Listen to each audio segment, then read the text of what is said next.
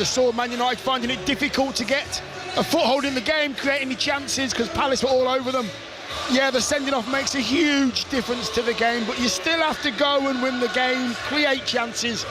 And Man United did that, led by their captain again. Bruno Fernandes, outstanding. I thought Casemiro as well was outstanding. Šeško's goal, he had a couple of headers early on, a little bit weak. I gave him a bit of stick for that. The goal he scored was absolutely spot on, and it was the perfect kind of goal for him to score, for Man United to get 3 points. Fully deserved, and well done, Michael Carrick. Yeah, Michael Carrick just congratulating Casemiro. Another very good match from him. Bruno Fernandes, though, in the second half, it was him again, the captain, who really made it tick, providing the ball in for Sesko to score. So when you look at his first little spell, those 3 matches after Ole Gunnar Solskjaer, that means that Michael Carrick has now won all 4 matches at home over the 2 spells as Manchester United's manager. So the first Manchester United manager to win his first 5 matches since Frank O'Farrell back in the 70s. So this will not quieten the calls that there have been for him to get the job at the end of the season on an even more permanent basis. Yeah, well, the best way to make the noise is just to keep getting the points and keep doing your job. And we know what Michael Carrick's like. He's a very unassuming, quality person, lovely man himself.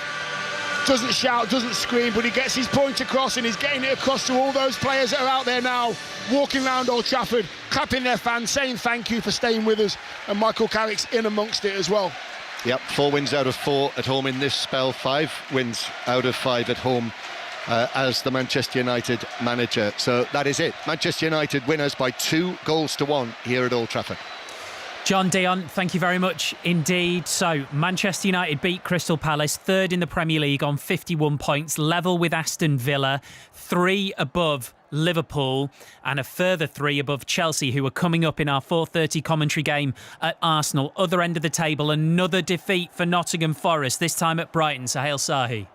Yeah, they lost by 2-1. Back-to-back wins then for Brighton for the first time since November, when they beat Brentford and Nottingham Forest, and they've repeated that feat once again. Diego Gomez with the opening goal for Brighton after 6 minutes.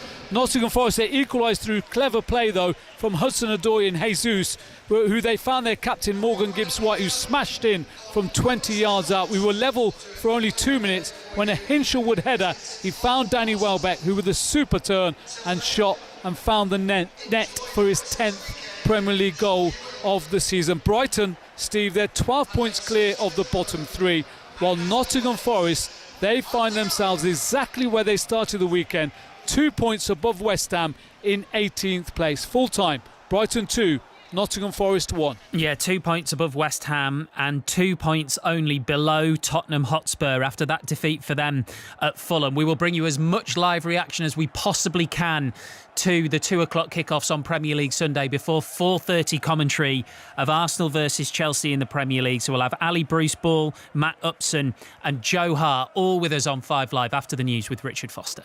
The voice of the UK. This is BBC Radio 5 Live. The Pentagon says 3 US service members have been killed as part of military action against Iran. 5 others were seriously injured. Our correspondent in Washington, Helena Humphrey, has the latest from the Pentagon. They say that the USS Abraham Lincoln, that is one of the main military carriers in the Gulf, of course, which had moved in as something that was seen as a precursor to strikes, was not hit in that confrontation. Iranian officials say at least 153 people, including children, have died after a reported strike hit a school in the south of the country.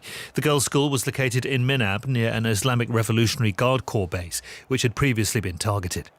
Tehran's promising to avenge the death of Ayatollah Khamenei, as well as other senior military and political leaders who've been killed. Explosions have been reported in Qatar, Bahrain, Doha, Kuwait and Oman. The regime's understood to be targeting US military bases. The Iranian president is Masoud Pezeshkian. The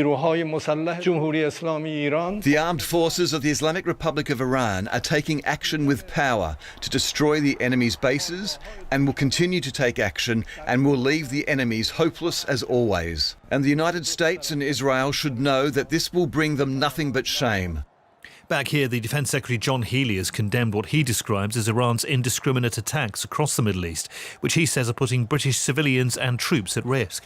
We had 2 ballistic missiles fired in the direction of Cyprus. Now, we are pretty sure they weren't targeted at Cyprus, but nevertheless, it demonstrates how our bases, our personnel, military and civilians at the moment are at risk with a regime that is increasingly indiscriminate, widespread and uncontrolled in the attacks it's mounting.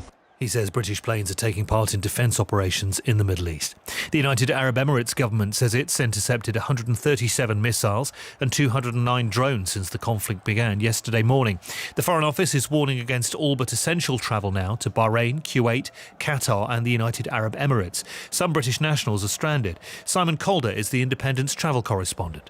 I'm very much hoping that we will see some action starting tomorrow in order to start people getting back to where they need to be. But it's certainly going to take a good week or so to restore things. And of course, who knows what is going to happen in that week. At least 2 tankers have been hit off the coast of Oman as Iran tries to close the Strait of Hormuz. The world's largest container shipping company, Maersk, is suspending all voyages heading through the Suez Canal. They're going to be diverted via South Africa instead.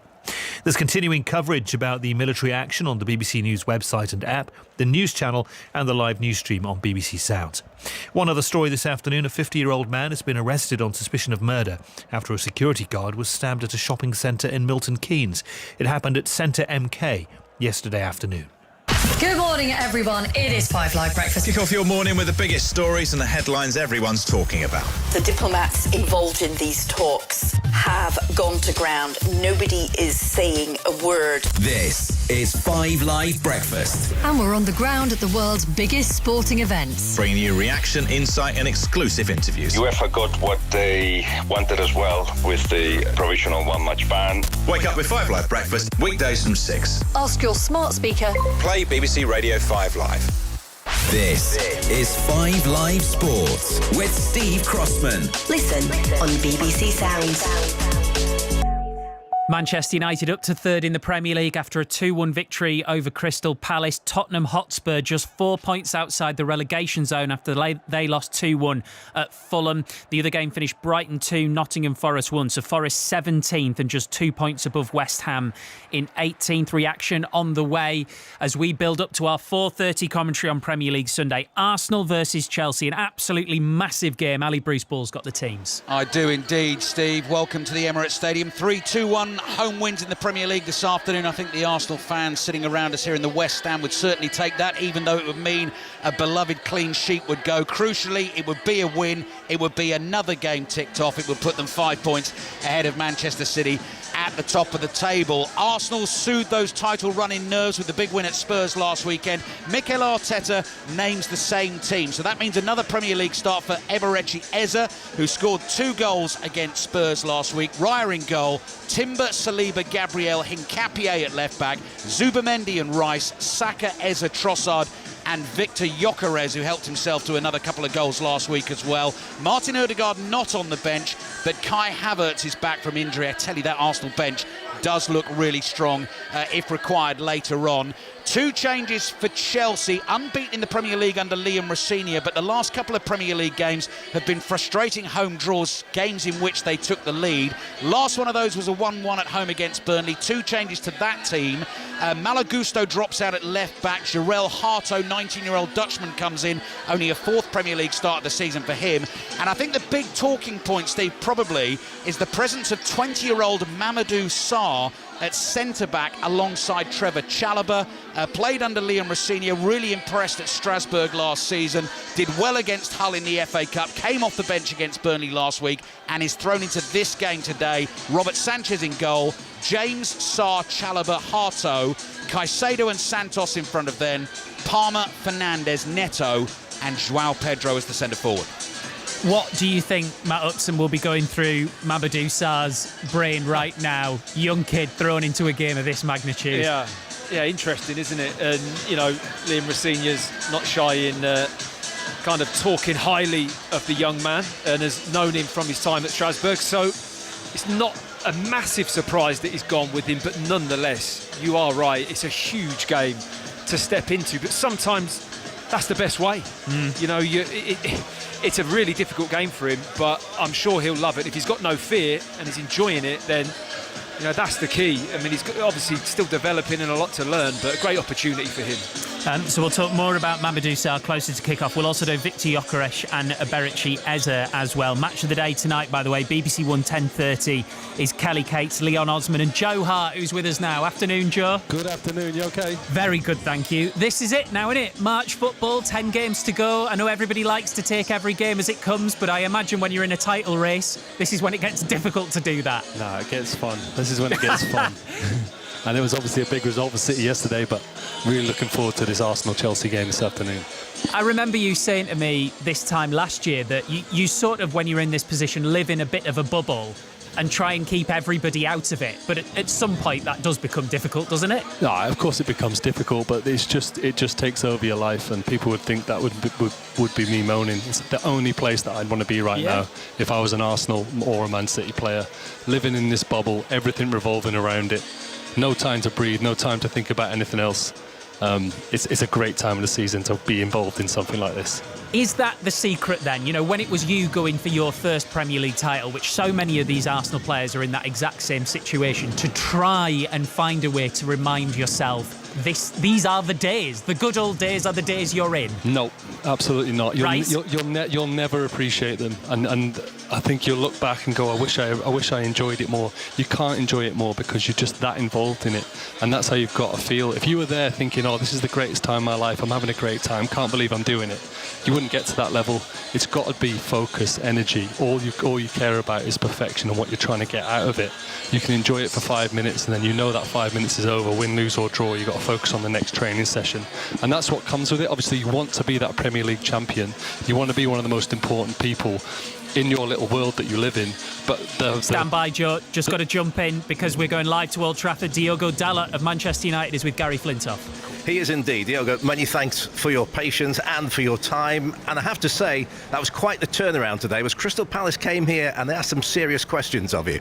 Yeah, I think we didn't start the game the way we should. Especially first 20 minutes, I think we were a little bit off the game as the game demanded. We wanted to come in with a lot of energy, a lot of pace, but we did the opposite. So that's why we went 1-0 down. But then we showed some character, especially coming through the second half. I think we did very good through 20-30 minutes after the second half started, and we showed some character. So happy that we could turn around. You were out very sharp at the start of the second half. Was that following some words of positive encouragement from Michael at half-time? Yeah, I think the message was clear. We couldn't do anything about the 40 minutes that we did. The only way was to show some character and go for the win. I think like I said, second half we did really well coming in and trying to find spaces. Obviously, the way we started made them a little bit more difficulties, and we're happy that we could have turned around quickly and then get the win. Talk to me a little bit about Benjamin Šeško. I mean, clearly it's a big move for him to this football club. First half he wasn't really in the game, but I'll tell you what, when he gets the service, he knows where the back of the net is. Yeah, I think he's been showing in the last couple of months that he can be a very good player, very complete player. So he's doing everything well. Today he got an opportunity that really deserved to start the game, so I'm happy that he could have scored again. Like I said, we're really happy with him. And just overall, Diogo, what does that feel like in the dressing room? As you're winning games, you're putting performances in. Today, we've sort of seen both sides of Manchester United. We've seen, as you say, you weren't quite at it first half, but you've come out and responded second half. So what is the feeling amongst the players at the moment? That's also part of the journey and the part of the goal that we want to be. When we are a little bit off it, when we don't play as good, we still find ways to win games. I think that's ultimately what this club should do every time. It's impossible for you to be perfect every single game and to play amazingly every single game. When we don't do it, we'll still have to find ways to win the game, and probably that was what happened today. We had very good 30 minutes, and like we showed, when we are like this, even if it's for 30 minutes, we can turn games around, and today we did it. So really happy that we could have get those 3 points. And you're third in the table. What does that mean at this stage? I think it's a reward of all the work that we've been doing. It's been a very tough season for us. And we're in a good run. We want to keep going, but games come quick and fast, and then we always know that when we start getting to this stage of the Premier League, everything gets even more difficult. And now we have another game on Wednesday, another opportunity to keep to our goal. Well done today. Thank you for joining us on 5 Live. Diogo Dalot live on Premier League Sunday there with Gary Flintoff. Manchester United beating Crystal Palace 2-1 to move up to third in the table. Try at Odsal in Super League. Matt Newsom.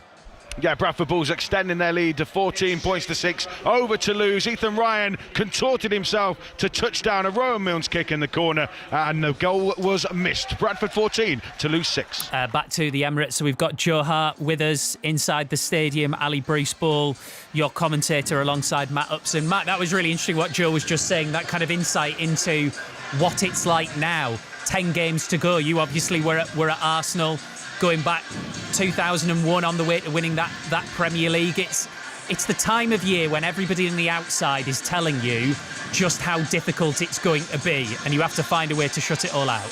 Yeah, that is a long time ago as well, Stephen. Well, yeah, but when you said that, it just hit me. 2001, it's crazy. But yeah, I mean, it hasn't changed in terms of the demands. I mean, it's obviously the same principle. The game's obviously changed a lot and everything around it, but the principles are the same. And, you know, I look back to that group of players. I was very young at that time, learning my trade and learning off some great players. But, you know, it had an edge to it, the dressing room, but it also had like just a quiet confidence of belief about what we were doing and what the players needed to do. It almost ran itself. And I think you look at most title-winning dressing rooms, the manager, okay, they lay the foundations, they send the messages, but the players grab it and they run with it. And that dressing room was incredible. It had leaders all over it, people that set standards, maintain standards, had a right go at you if you drop below them. You know, it was very much that type of place, and it had huge success. And I think Arsenal, over the last 5 years, have built that, and they've got to keep building on it. Now's the time where you really have to kick on again. I like that idea, Joe, of quiet confidence, especially because, you know, that is the thing that people were questioning about Arsenal after the Brentford and Wolves draws, which just make that massive North London derby win all the more important. Yeah, they're being asked a lot of questions, a lot of noise about them. That's the life at the top. They've answered it in a really, really good manner last week. Of course they have. But look, there's no point worrying what anyone else has got to say, and there's no point in getting stressed if you feel like the pressure's too much and unfair. None of that comes into it. You've just got to be focused on what you're doing, living in your own world, and ultimately the only way you can answer anyone is by winning and putting in performances. They managed it last week, of course they did, but they had a few shaky ones a couple of weeks before. I think that Wolves one stands out, but that's just life. As long as you don't make that something that's happening regular, then you've got an opportunity. But I think they well know what's coming in their rearview mirror, as everyone's made a big point about it. And playing first, Manchester City got that chance yesterday and they stuck down a marker, but I don't actually think that will affect how Arsenal think. And you know, they've been in this situation enough now, they know what they need to do. So today's a big game against a tough Chelsea team.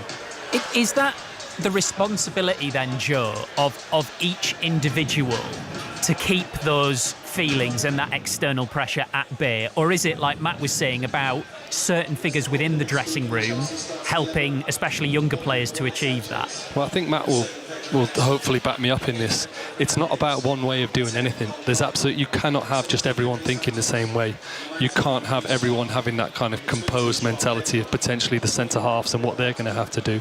You need a few people living in the clouds. You need a few people thinking, God, do I need to give him a shake? Is he even bothered about this game? You need all those ingredients bring together a great team. When I've been in the title-winning teams and when I've been in chases and we've been successful, not everyone's been razor sharp, not everyone's been focused, and not everyone's been brilliant every day in training. But as the season goes on and as your relationships develop, you know who you can rely on in the big moments. You know, I think of a Yaya Toure in these sort of situations, and you wouldn't have been inspired by him in the week up to a game, but we all knew him well enough himself and trusted him to let him just do his thing. Sergio Aguero before a big game, he's not even tying his laces, but no problem. But then there's other players, the likes of myself, the Milners of this world and the companies who just have to be on it all the time. That's our character, and that was the part we played in our dressing room. So it's about getting to know each other and getting the best out of each other, and that's down to the coach as well, not overreacting for certain things and knowing when to get his team focused. But that Joe, is back to that dressing room shout, isn't it? Those dressing rooms ran themselves, didn't they? And everyone brought something. And a lot of it's different. Like I say, there'll be a cluster that will be similar, but the difference is there. A head coach can step back and you guys run it. I mean, there's no better place than that, is there? It's the dream, Matty, as you say, and you want people calling. But like I say, you've got to have that understanding that you are human. And as much as you're not for big moments of it, you're not allowed to be. And I was just talking to Steve before, saying, do you look back and try and enjoy it? You're not there to enjoy it. You're not there to. You're there to go through absolute hell to achieve what you need to achieve, because the levels are so high, and you're trying to win something that's really, really hard to do. So you're not there to enjoy it. You enjoy it if you manage to win it, but in these moments you've got to enjoy the hard work and the pain. Go on, Matt, sorry. No, it's Ali just talking about those great dressing rooms. That great Arsenal dressing room is actually physically here today. So down on the touchline at the moment, you've got Vieira and Petit standing shoulder to shoulder doing TV duties. We just had a shot of Thierry Henry in the stands. Freddie Ljungberg is here as well. And actually, do you know what, Steve? I don't know whether that makes it harder or not, or whether that's just one of those things that these current squad, they're so used to seeing them around. Actually, we're not thinking about that, focusing on the game. It's just the next game. We just got to win it. We just got to win this title. Ali, I'll jump in there, mate. I don't think they'll care. They couldn't care less. Don't get me wrong, they respect them. Of course they do. But for the 2 hours of airtime that they've got now as Arsenal players in this title race, they couldn't care less if the king was there himself. It would not bother them one little bit, because ultimately that's just the noise around the stadium. But it's about what they do in their dressing room and the people that are on their bench and the people that are in their coaching staff. So as good as it is for the PR for the club, I'm telling you right now, if they're serious about this title, they couldn't care less if no one was here today or if everyone was there. Joe, just before we let you go, I was just struck by that phrase you used about we're not here to enjoy it, which is exactly what Igor Tudor said in his first Tottenham press conference. Well, obviously, that's a different kind of enjoyment. Yeah, it really is, isn't it? I mean, not just as a former Tottenham player, that almost doesn't matter. Like, how concerned would you be for them now? For a long time, people have said, they're too good to be involved in it at the wrong end of the table. It's not how it feels at the minute. No, what are we, 28 games played now? I'm just looking at the table. 29 points on the board. 25 is 18th with West Ham. It's serious. It's really serious. I think up until a certain point, maybe 20 games, you can say, look, here's an opportunity. But now that's the only thing their focus can be on this season. Is obviously they've got the ironic Champions League to enjoy, but I think when it comes to the league, it's about just amassing as many points as possible and making sure they're not in that bottom three. Yeah, Joe, good on you. Thank you. Have a good one later. Cheers all. See you in a bit. Great stuff. Joe Hart there. You'll be able to see him with Leon Osman and Kelly Cates. Match of the day tonight, 10:30 BBC One. Let's talk Chelsea. We can hear from their manager Liam Rosenior next. Looks like it'll be top 5 for Champions League football. Chelsea on the outside of that, looking in, but would be back there with a win this afternoon. In my time so far, I include the Arsenal games in this. We've been in every game. Mainly, we've been in dominance and control of games, and it's not teams have had real dominance over us. We've just given goals away, and that's something that we need to really focus on if we want to be successful this year. I've been here for 6 weeks. Every manager will say you're making consistent assessments as you go. I'm learning about my group as I go. I'm learning about each individual, their strengths, what they need to improve, and it's a good time for me. I've learned a lot, but where we want to get to, we want to be successful this year, and there are going to be real pressure moments. There are going to be tough games, as just spoke about PSG or Arsenal on Sunday. There are going to be moments in games where we are going to be under pressure, and I need to know which players can stay calm, can stay focused, can stay consistent when those pressure moments come on.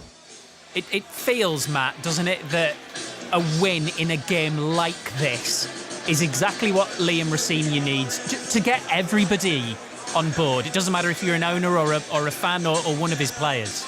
Yeah, it's been an interesting start, hasn't it? I mean, I think he's done pretty well. You know, they've drawn the last 2, but 14 points from 6 Premier League matches is not a bad return, you have to say. I mean, they had a great comeback feel at home against West Ham, where they, you know, came back and felt like it was just more than a 3-point victory. It's that feeling of coming back and building character in the team, and I think that's something he's been trying to do.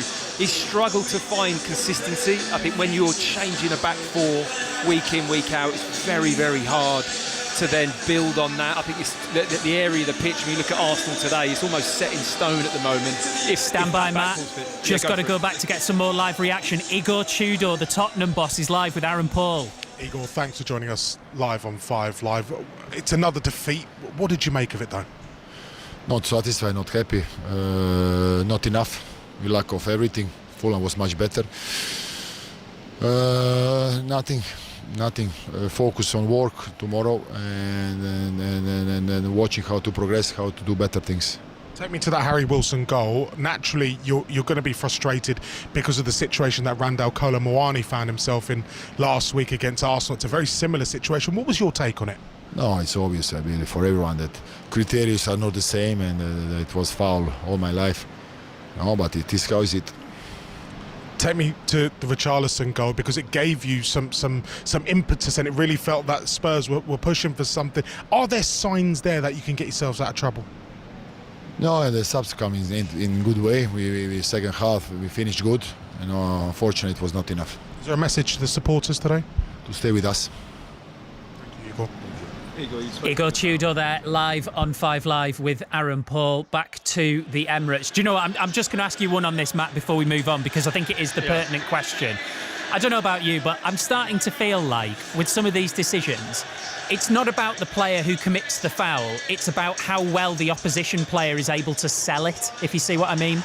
Yeah, I mean, I'm not too sure of the incident, but if it's sold well and there's contact or whatever it may be, it's very hard for VAR to kind of overrule a clear and obvious. So while it might not feel the right on-field call, it doesn't always mean that VAR need to step in. That there's always that kind of buffer, if you like, of clear and obvious. So it all gets a little bit subjective, doesn't it?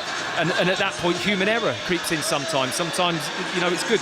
You can show it to 10 different people. You might get a 5-5, 50-50 split of yes or no either way. So, you know, we still got those issues in football. It doesn't disappear just because we've got technology. Yeah, that'll be a good one for 6:06 later. The lines will be open about half-time at the Emirates. Players in the tunnel almost ready to get underway. We were talking about Liam Rosenior there, Matt. I'm interested to know what you think about the focus on a lot of his choice of words. Like the other week he was saying they conceded a goal because they, quote, missed an assignment. Does seem to be getting quite a lot of attention, that, at the minute, doesn't it? Yeah, what does that mean? It does sound a little bit like something from a business away day, doesn't it? Yeah, I was at my son's parents' evening on Friday, and it sounds like something that could have come in with the maths teacher there, I think, actually. Uh-oh. Yeah. Was that stat boy? We can't have that. It was, that's right, Steve. Yeah. Unacceptable. I mean, it's interesting terminology, isn't it? And maybe trying to step away from the general football terminology that you may use. And I think he likes to see things and say things a little bit differently, doesn't he, Liam Rosenior? That's his personality, that's who he is, that's the marker he's trying to put down. We can only judge him on his team's performance, for me, and where they are points-wise and how they're doing it. Everything else, I can look at and analyse and like or not like, but really, ultimately, it doesn't really matter. If Chelsea play well, they commit, he gets the players on board, he gets a feel-good factor. This squad of players could do well, and that's his remit, whether or not they miss assignments or not. Yeah, and also, Steve, you made the point there at the start of the chat about Chelsea, about Liam Rosenior, you know, he could really do with winning a game like this. If you look at their run-in and trying to get Champions League football next season, 5 of the last 10 games, including this one, are against top 6 teams in the Premier League table. So far this season, they've won 1 of the first 5 games of those at home against Liverpool. So not only does he sort of need it to kind of really sort of bolster his standing as the Chelsea manager and get people believing in him, he's going to need to do it if they're going to get Champions League football next season. And Ali, there's quite a prophetic banner there that I just saw at the Emirates, because there's a great piece in The Athletic written by Simon Johnson about Chelsea, actually, where he said, Chelsea have fallen victim to an inferiority complex. Liam Rosenior has plenty on his to-do list, but reversing this downturn should be considered a priority. They are 6th in the Premier League table. Looking up at a load of their modern and historic rivals, they are nowhere near a title race, and that Arsenal banner said, you've only come to see the Arsenal. Yeah, and these are the games, aren't they, Steve, that Chelsea routinely, when they were winning Premier League titles and all the big trophies, they would boss, with Didier Drogba haunting Arsenal defenders and Frank Lampard running the show in midfield and John Terry at the back. The amazing stat in that piece, I read the same piece, Steve, Chelsea haven't beaten Arsenal or Manchester City in their last 22 games. The last time they beat Manchester City was in the Champions League final back in 2021. They've not beaten Arsenal in the last 10 games. The last time was a league game back in 2021. So, and obviously they're going a very different way at the moment. They're a very different team, this Chelsea team, but clearly, if you're going to get Champions League football and you want to be up there compete for the title, you've got to win more games like this. And just to flip it back finally, Matt, to Arsenal, I'm just looking at Eberechi Chiesa in the middle of the pitch there, rubbing his hands together. I mean, he has shown himself this season to be a player who really shows up in the big games, and this is a big game. Yes, it is a big game. It's not Spurs, but it's still a big game. And, you know, I think Mikel Arteta has talked about finally finding a little role for him that maybe suits him better at the moment, and I think Zubamendi and Rice will sit back as a two, almost a double pivot, and he'll play more of a traditional number 10 role, which he seems to really understand that position a lot better, and they're getting the best out of him in that sense. So Manchester United 2, Crystal Palace 1, Fulham 2, Spurs 1, Brighton 2, Nottingham Forest 1, and a belter of an Old Firm earlier finish, Rangers 2, Celtic 2. More reaction to all of that to come when we get to half-time at the Emirates. It's Arsenal against Chelsea with Matt Upson and Ali Bruce Ball. Thank you, Steve. Really striking visual image here ahead of kick-off. The teams have sort of switched ends after the coin toss, and as North London Forever played there, the Chelsea players making a real statement. They did their team huddle right in the middle of the pitch. We are here to compete this afternoon, standing over the ball in the centre circle, and the Arsenal players, having had their pre-match chat in the red shirts with the white sleeves, white shorts and red socks, just sort of walked past them and around them, but completely ignoring them. Totally focused on the job in hand. Here we go. 1st of March, Arsenal starting this game 2 points ahead of Manchester City at the top of the Premier League table, 10 games to go for each, 30 points available for each, and they will play each other at the Etihad Stadium on the 18th of April. A very warm welcome to all our listeners across the world on the BBC World Service. Welcome to North London. Grey skies above us, nice temperatures though. The game is underway.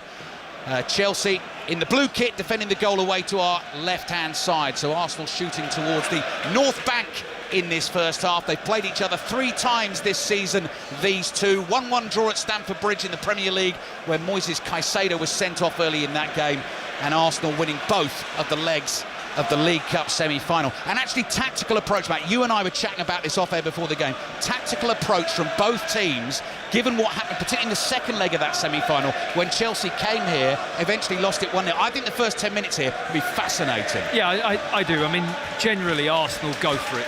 First 10 minutes they go at teams, they get the ball wide, they love those areas on the corner of the 18-yard box of the opposition. They work it, they get Saka in the 18-yard box driving at defenders, and they get the crowd up. But I just think, you know, the League Cup's a difficult one to gauge, isn't it? Because there's a very specific brief when Liam Rosenior came here with that group. They were 2 goals behind, I'm right in saying that? No, 3-2, no, 3-2. 1 goal behind. Yeah. And it was very specific what he wanted to achieve.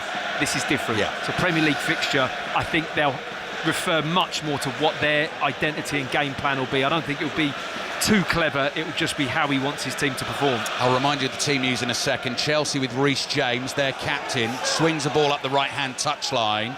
Gabriel has followed João Pedro out there. That's a real wrestling match between the two Brazilians. Both had a handful of each other's shirts. Assistant referee was right there. Liam Rosenior has his arms out wide, complaining that should have been a free kick. Has turned immediately to the 4th official, Thomas Bramall, as well, to make his point. And the officials on the pitch happy to let that go. So Arsenal in possession, unchanged from the 4-1 win at the Tottenham Hotspur Stadium last weekend. David Raya all in yellow away to our right, receiving the ball now from Gabriel.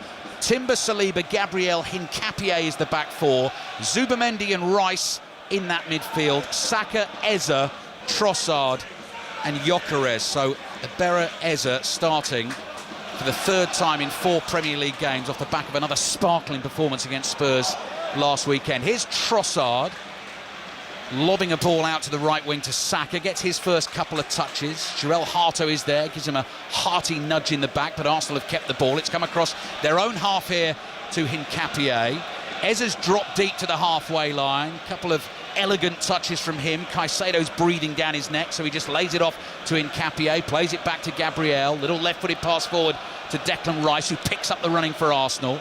Low pass to Hincapié, he just pauses on the delivery of his ball down the left, and Arsenal decided to come back into their own half with Rice. You touched on Eze there, the way he looked with the ball. He's one of the best that you see receiving the ball with his head up. His head is never looking down at the floor. He's scanning and spinning all the time, trying to see the space, and he has his first touch, and he's got that real upright body language, a real bounce in his step this afternoon, Eze. He looks really good in the middle of the park for Arsenal. Gabriel clears from deep. Another man full of confidence at the moment is Arsenal centre-forward Victor Gyökeres. Couldn't control that one though. Chalobah was right behind him, so Chelsea have it inside their own half. Robert Sanchez there, goalkeeper, all in black.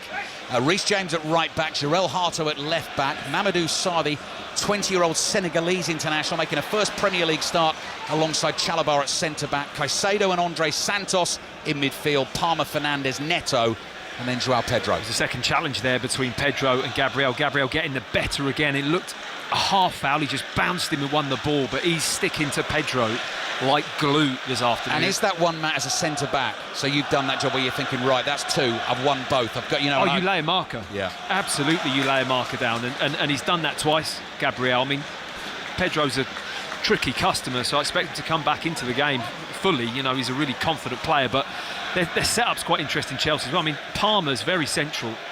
Is just staying within the centre circle at the moment. Yeah. Neto's out on the right-hand side.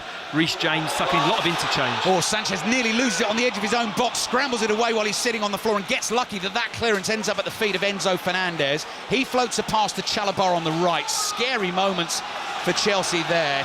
Arsenal 0, Chelsea 0. Coming up to 5 minutes played in the first half, and that's got a bit of buzz in the stadium as well. Now here's Palmer, middle of his own half, Declan Rice right behind him. Palmer just couldn't turn anywhere there. Chelsea have come back to the keeper, Robert Sanchez. Brighton 2, Nottingham Forest 1, Fulham 2, Spurs 1, Manchester United 2, Crystal Palace 1.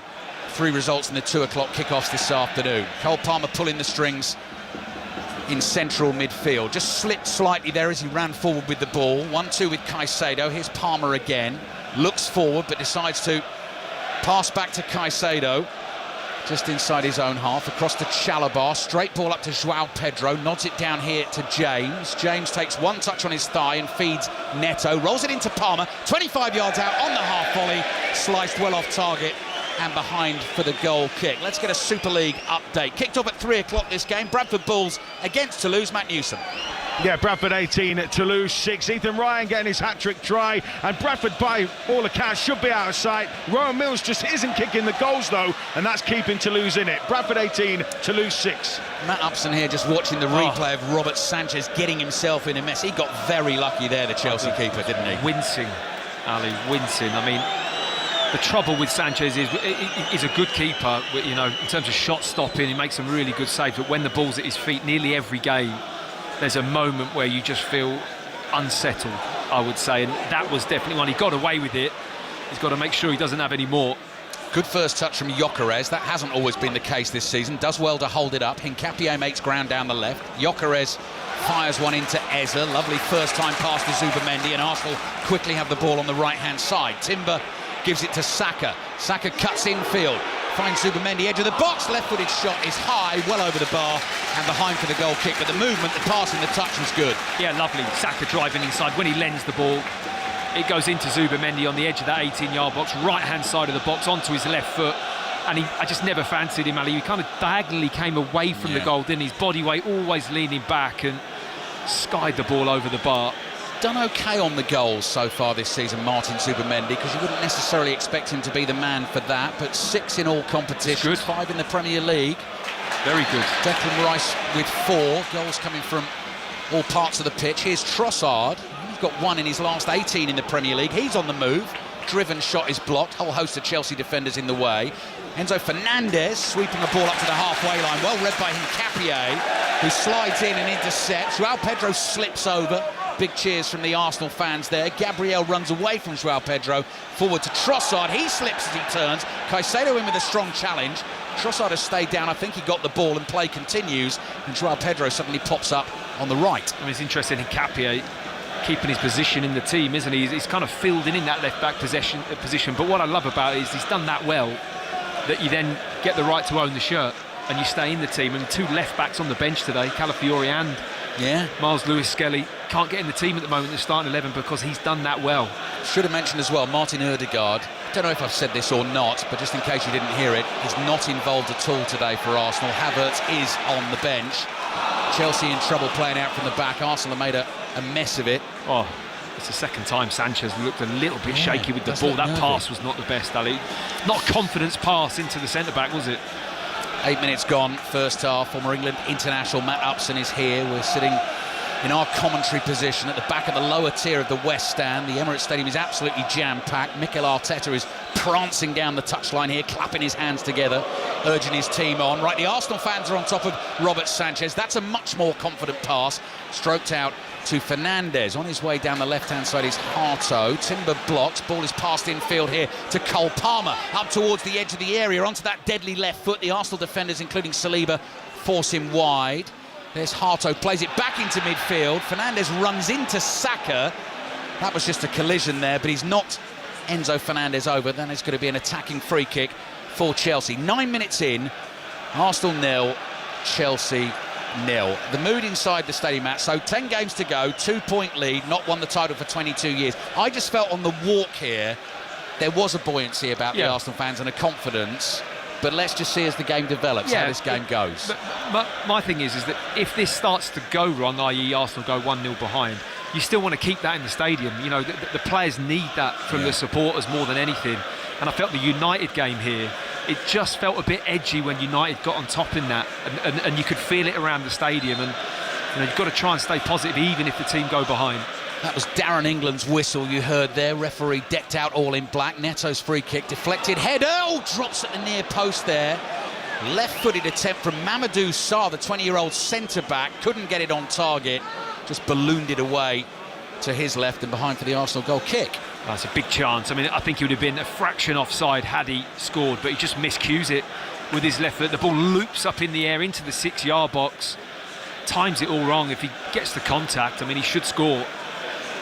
Right, Arsenal going to restart the game. Both centre-backs either side of the penalty area. David Raya passes straight to Rice. Saliba's on the move for Rice. 10 yards short of the halfway line, drives it over the top. Gyökeres sticks out a right leg. The flag stayed down there. Gyökeres was well in behind the Chelsea defence, couldn't control the ball. It's gone behind the other end for a Chelsea goal kick.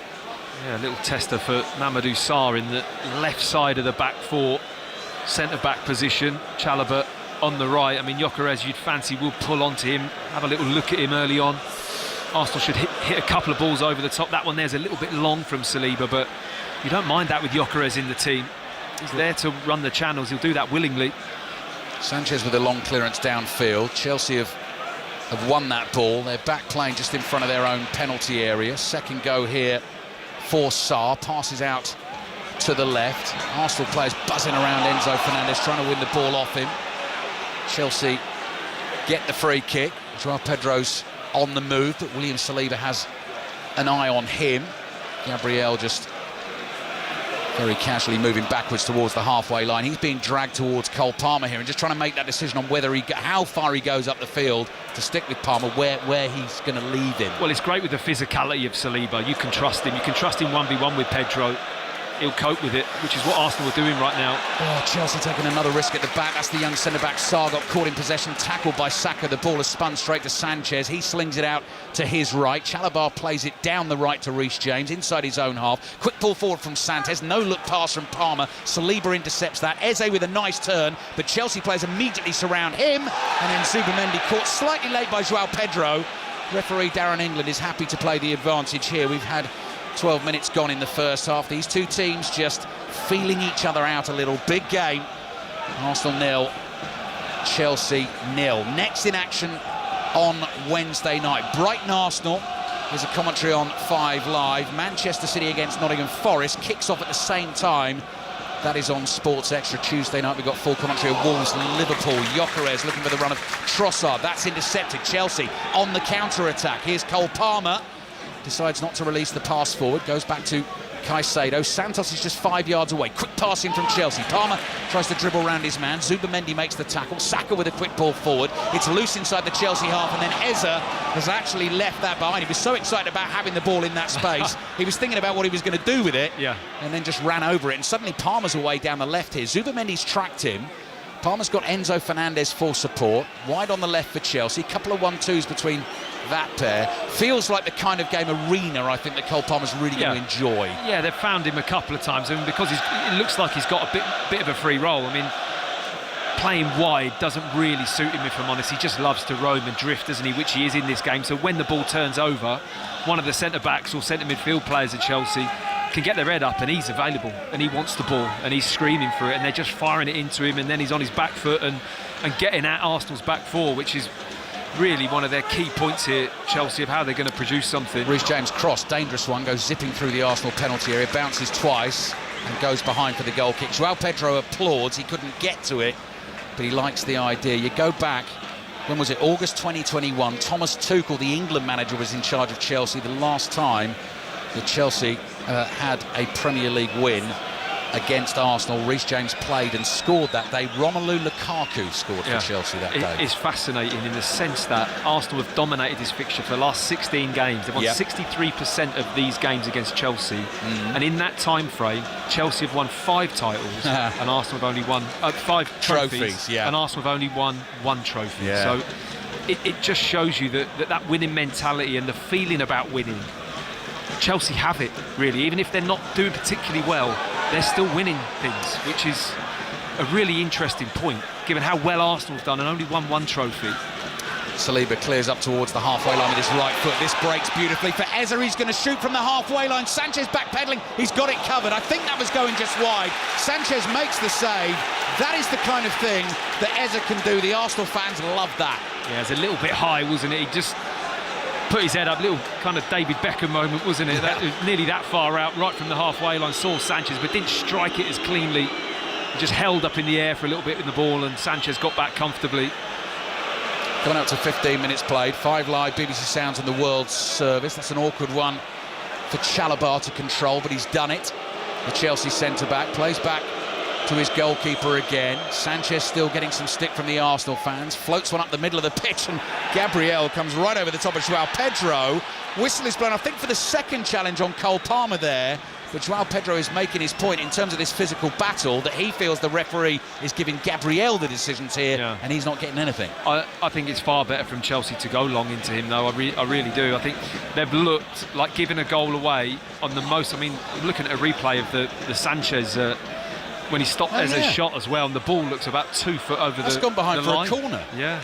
He made the save with his left hand. The ball went behind him. Couldn't see it from this angle, but that's gone comfortably over. I mean, I suppose the assistant referee couldn't catch up with the shot, couldn't see, so can't make the call. No. But when Chelsea play short, when Sanchez and the ball tickling the ball into players on the edge of the box, I think that's when Chelsea are at their most vulnerable. Certainly in the opening stages of this game. World Cup this summer, Matt, VAR will look at corners, so that's the kind of decision, isn't it, that could be changed it would be, and turned into a corner. So that should be fun. So those games could last. Are you looking forward to that? Couldn't they?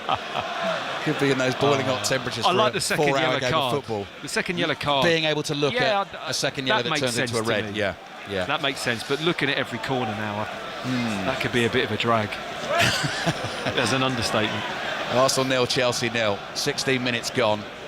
First half in North London. Manchester City fans watching on, listening intently, I'm sure. Good win for them last night, away to Leeds. Sanchez under pressure, closed down by Gyökeres, has lost it again. Rice gets a touch on it, passes it to the right to Saka.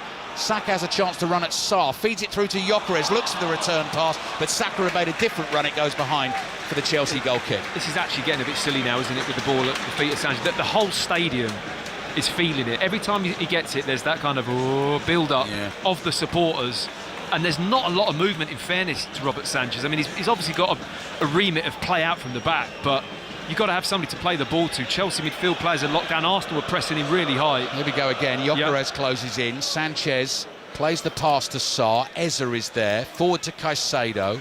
Back it comes to Jarell Harto. Measured pass from him, goes rolling across the edge of the penalty area, and Chelsea have got out this time. James, infield to Palmer, space to work with for the Chelsea playmaker, bringing it forward. Neto's made the run on the right-hand side, up against Hincapié. Neto with his left foot, slightly deflected cross. Saka watches that go by. Last touch came off an Arsenal player, though, so that'll be a corner for Chelsea, their first of the game. Yeah, the space that Cole Palmer finds is top. It really is. He's such an intelligent player on the pitch. I mean, he just knows where everyone is. He drops into space, and when you give him that freedom, don't get me wrong, out of possession, he might not be doing too much for you, but when Chelsea have that ball or they break through the lines, he can be deadly. Just talking World Cup this summer as well. Palmer, Foden, Eza, Rodgers. You know, so many of them, aren't there? It's hard to choose. Very hard to choose. International football coming towards the end of the month. Reece James takes the corner into that near post. It's beaten everyone, but goes behind. Last touch might have gone straight out from the corner. In the end, Arsenal have bodies in the way. It's going to be a goal kick. Rice thinking about going long and quickly. Instead goes low to his left. Chelsea haven't got everyone back yet. Gabriel gets the ball forward, and Arsenal suddenly have it with Eza. Eza's threatening. Finds Saka on the right. Gyökeres makes ground in the middle. Saka tries to go skipping past Harto. He's tackled. Timber's there in support. Finds Saka again. Quick turn from him. Good tackle on him. I think that was winning the ball there from Harto. Then the diagonal ball across to the right looking for Neto. Hincapié's got it covered. Nods it down to Trossard. Arsenal get the ball back. No, Harto started really well, and he's got to have a good game today if Chelsea want to get something out of this match. I mean, he's up against Saka 1v1, but that there, 2 tackles. One was driving into the box with the trailing leg, just gets a little toe on it, and then his reaction to go and press him and then nick it again. You know, again, you asked me about Gabriel and Pedro, that psychological battle. You win in a couple of 1v1s with Saka, and then you get more confident to get closer, and you start to dominate that situation. It's big for Chelsea. Arsenal 0, Chelsea 0. Gyökeres just inside the Chelsea half. Saka quickly on to Timber. Zubimendi's in the middle. Cross comes in. Brilliant sliding block by Fernandes. He's hurt himself in making the block, but he's made a really important interception there. It's gone behind for the Arsenal corner, so that will be their first attacking corner of the first half. And that gives me a chance, while Fernandes is down, Matt, to ask you about when you were last here for Arsenal-Chelsea in that League Cup semi-final second leg, and what Chelsea were doing on the Arsenal attacking corners was really interesting, wasn't it? It was, very late on as well, setting up as they are now, but then the instruction, just as the corner taker addresses the ball, 3 players just went bang straight up to the halfway line. Yeah. And it paused the game. The referee stopped the game for some reason, so it didn't quite work as what Liam Rosenior wanted to do, and it gave Arsenal time to adjust, but at the moment they just look like they're going to defend this normally. 25 minutes left in the first half, 0-0, no real chances in the game as yet. Robert Sanchez has looked a little uneasy at times with the ball at his feet. Gabriel's going to make his run from the opposite corner of the penalty area, so closer to us. The corner's coming from the far side from Saka. Gabriel's got a free run here. He's heading for the far post. It's looking for him. Gets the header back across goal, and it's in the back of the net. Saliba goes running away. He's certainly got one of the later touches. He wants to claim it as his goal, but you could see early the run from Gabriel. Saka's delivery as ever was pinpoint. Gabriel headed it back across goal, and Chelsea couldn't keep it out of the net. The first half start that Arsenal wanted, Arsenal 1, Chelsea 0. Oh, what a massive goal for Arsenal, and no shock to anyone watching this game that it comes from a corner. And we're just touching on how Chelsea approach these corners. Do they send players up? Do they do something different? Well, they just tried to cope with the power that Arsenal have, and they don't do it well enough. Gabriel gets the run on Reece James. He doesn't block him. And what a header this is at the back post. It's absolutely superb from Gabriel. He gets up above 2 players, nods it back into the 6-yard box, and it's absolute chaos in there.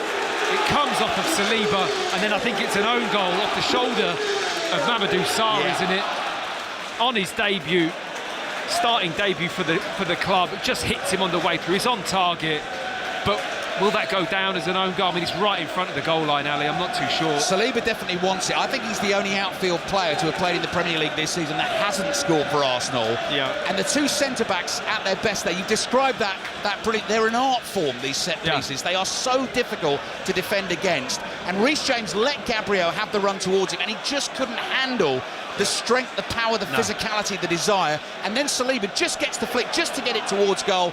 Sanchez has a swap with his right arm, can't keep it out. It's just not enough from Reece James there for me. If you've got that job of blocking, you can't give Gabriel a run up into that back post area. Yeah. If you do, it's game over. He wins it hands down. Yeah. You've got to do more to stop that. Reece James, first time ball out from his own half. Next break in play. We'll get you the latest in the Super League. Trossard has passed back to Gabriel. So Arsenal leading Chelsea 1-0. Premier League table as it stands. We'll have Arsenal 5 points clear of Manchester City, having played a game more. Rice, early cross in from the left. Sarr blocks with his right foot. Goes behind for another Arsenal corner. Come in, Matt Newsom. Yeah, Bradford have won this one. 18 points to 6 against Toulouse. They go up to 4th in the table. A hat-trick from Ethan Ryan, and Wanga Blake also scoring. Toulouse weren't particularly great in this one. Anthony Marion got their try, and they have lost their 100% record. So Bradford 18, Toulouse 6. I think it's fair to say that Arsenal's dander is up. They've got a corner. This one's going to come in from the left wing. That'll be taken by Declan Rice. The white corner flag is billowing in the North London breeze. Rice sticks his left arm in the air, really whips that in with pace, powerfully headed away out of the Chelsea penalty area. 23 minutes gone in the first half, and Arsenal have the lead. And the mood is good inside the stadium, and David Raya so confident here. I mean, he's not under any pressure, but he's on the halfway line. Hits a spinning ball into space down the right-hand side. Is that Gabriel who's chested it down on the right wing?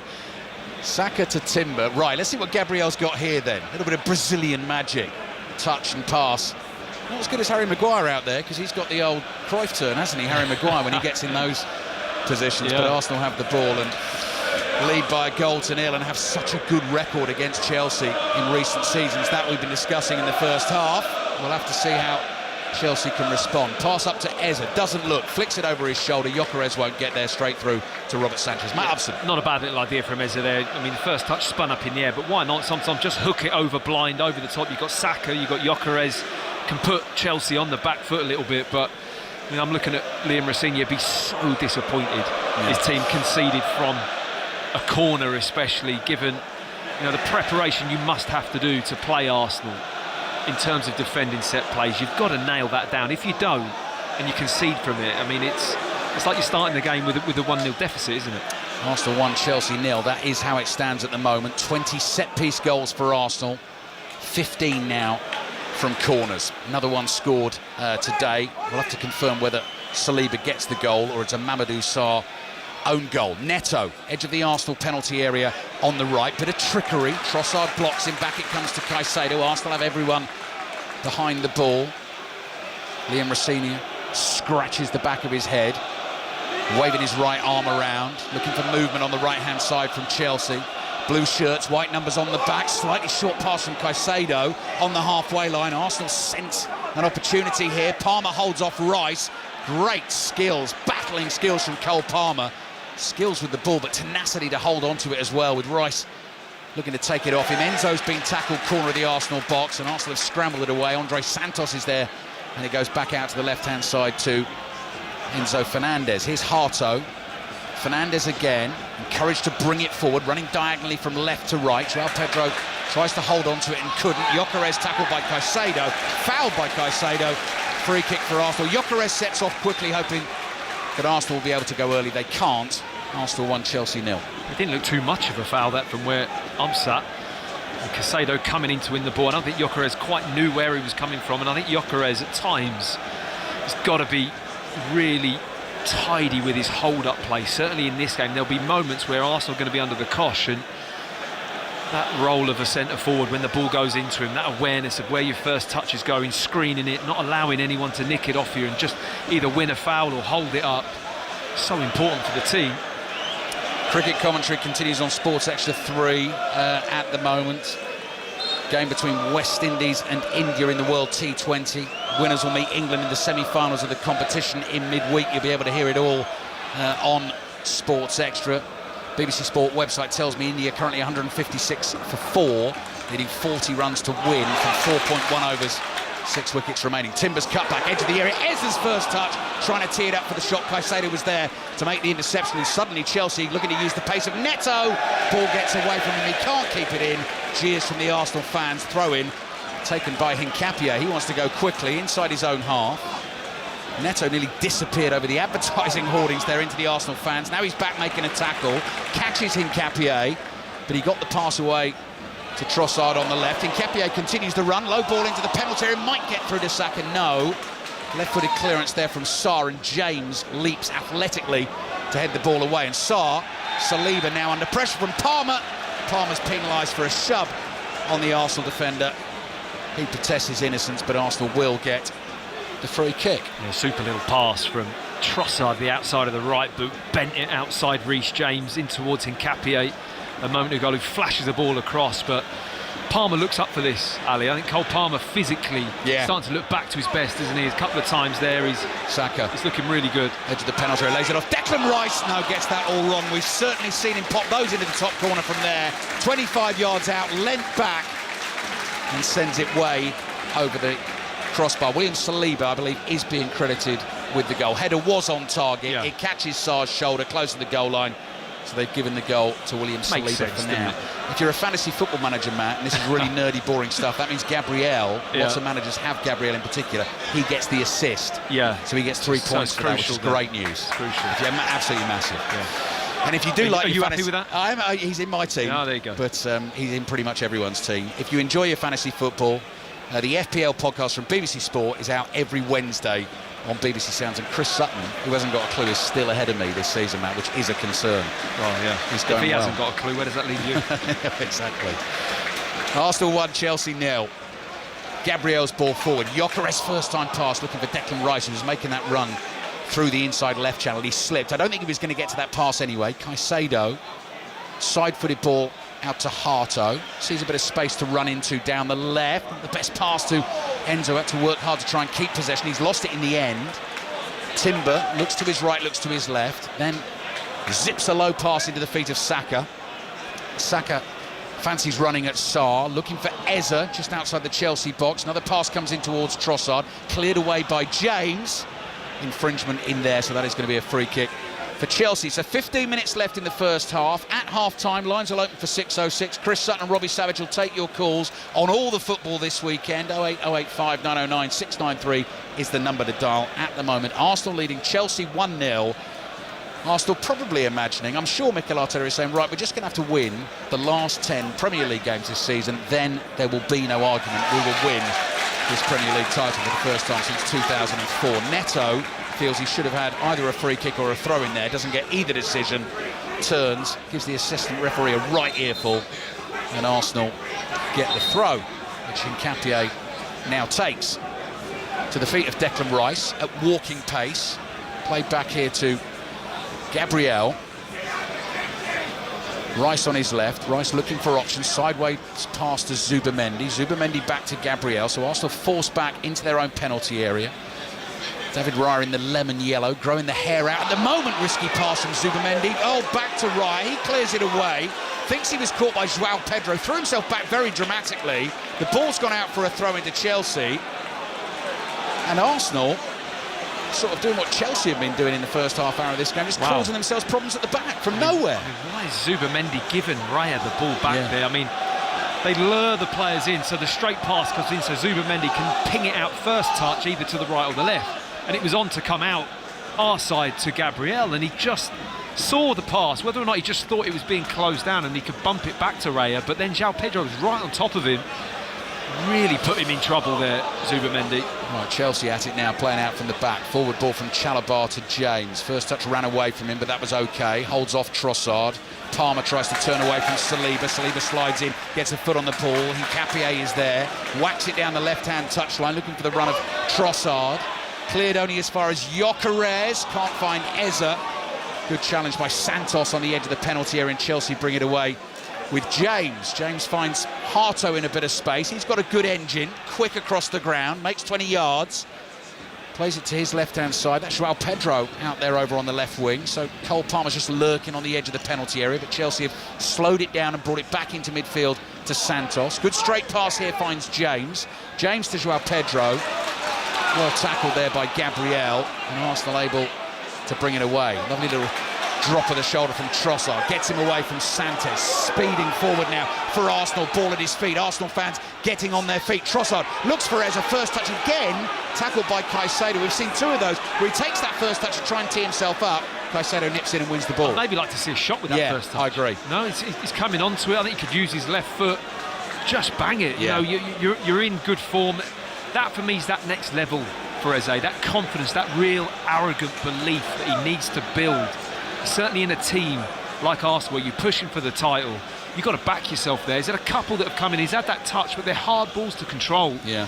I think if you concentrate on the contact, he's capable of hitting the target from the edge of the box there and really making Sanchez work. And in those situations, mate, you know, particularly with someone like Caicedo, that is his job. The tiny amount of time you're going to get there. Yeah. The touch has got to be perfect. Well, the moment you have the touch, it's almost over because it's just crowded out. There's too many bodies. Balls run through from the Arsenal half. Eza was looking for a flick round the corner to Gyökeres. Neither of them can control it. It's at the feet of Sanchez. Worry for Chelsea. Cole Palmer is down, sitting down, breathing heavily in the centre circle, and looks like he's going to need a little bit of treatment. And that's one of those where he just sat down, isn't it? Which is never good. No, and it's funny, isn't it, Matt? Because he's looked brilliant on the ball as he always does. But you were just making the ball. He's looked physically stronger today and sharper than he has done. Yeah, he started the game really well. Looks hungry, you know, battling for the ball, shutting down, finding those little pockets of space. But I'm just looking at the replay, and he's literally just sat down on the floor and he's got some kind of problem. Producer George here has just made a really good point, and actually I saw this in the stat pack ahead of the game. Arsenal, the only goals they're conceding at the moment, Matt, are long-range shots or mistakes that they make where they give the ball away. Declan Rice, didn't he, got tackled recently. Arsenal lost a goal through that. Zubimendi, I think, because he was the one who nearly made the mess here, did that against Manchester United, didn't he? And I think, did, exactly. Very, very similar. Just passing the ball back into David Raya, made the mistake, and it really did cost Arsenal big time, because I think Arsenal were ahead at that point. I think they were 1-0 up, and that brought them back up to 1-1 quite soon after, and never really recovered. Premier League scorelines to react to on 6:06 this evening. We'll have more reaction from these games at half-time with Steve Crossman as well. Manchester United up to 3rd in the Premier League table, so now above Aston Villa on goal difference. Both teams on 51 points. They beat Crystal Palace by 2 goals to 1, 1-0 down in that game. Fulham 2, Spurs 1.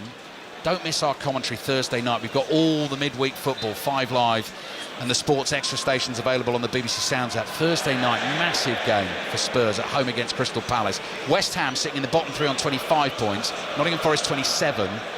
Spurs at the moment 29 and Leeds 31. We're back underway here. Cole Palmer's just taken a drink on the side of the pitch, waiting to get back into action. Saka's got the ball. He's got 2 blue-shirted players right on top of him. He's done really well to hold on to it for Arsenal. Brighton beat Nottingham Forest by 2 goals to 1 in one of the 2 o'clock kickoffs earlier on this afternoon, and it finished Rangers 2, Celtic 2. João Pedro onto it for Chelsea. Arsenal gave it away on the halfway line. Palmer's on the pitch and immediately onto the ball. Can't find a way through there. João Pedro picks up the running again. Zubimendi goes herring after him. João Pedro takes it over to the left wing and then passes back to Hato, and Hato comes back towards the halfway line. So 10 minutes left in the first half. Arsenal leading 1-0. Still Saliba's goal at the moment. The Gabriel attacking the Saka corner, heading it back across goal, and Saliba's header going in off the shoulder of Mamadou Sarr. Neto's ball into Palmer.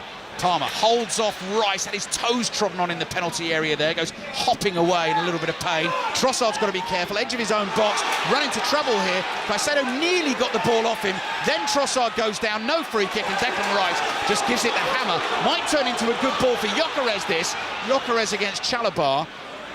And he's into the Chelsea penalty area now on the left, trying to get it on that right foot, twisting left and right, curling shot, blocked by Chalobah, falls to Eza, lays it off to Saka, touch to Timber, dummies the shot, great skills, and then the ball just bobbles away from him and into the arms of Robert Sanchez.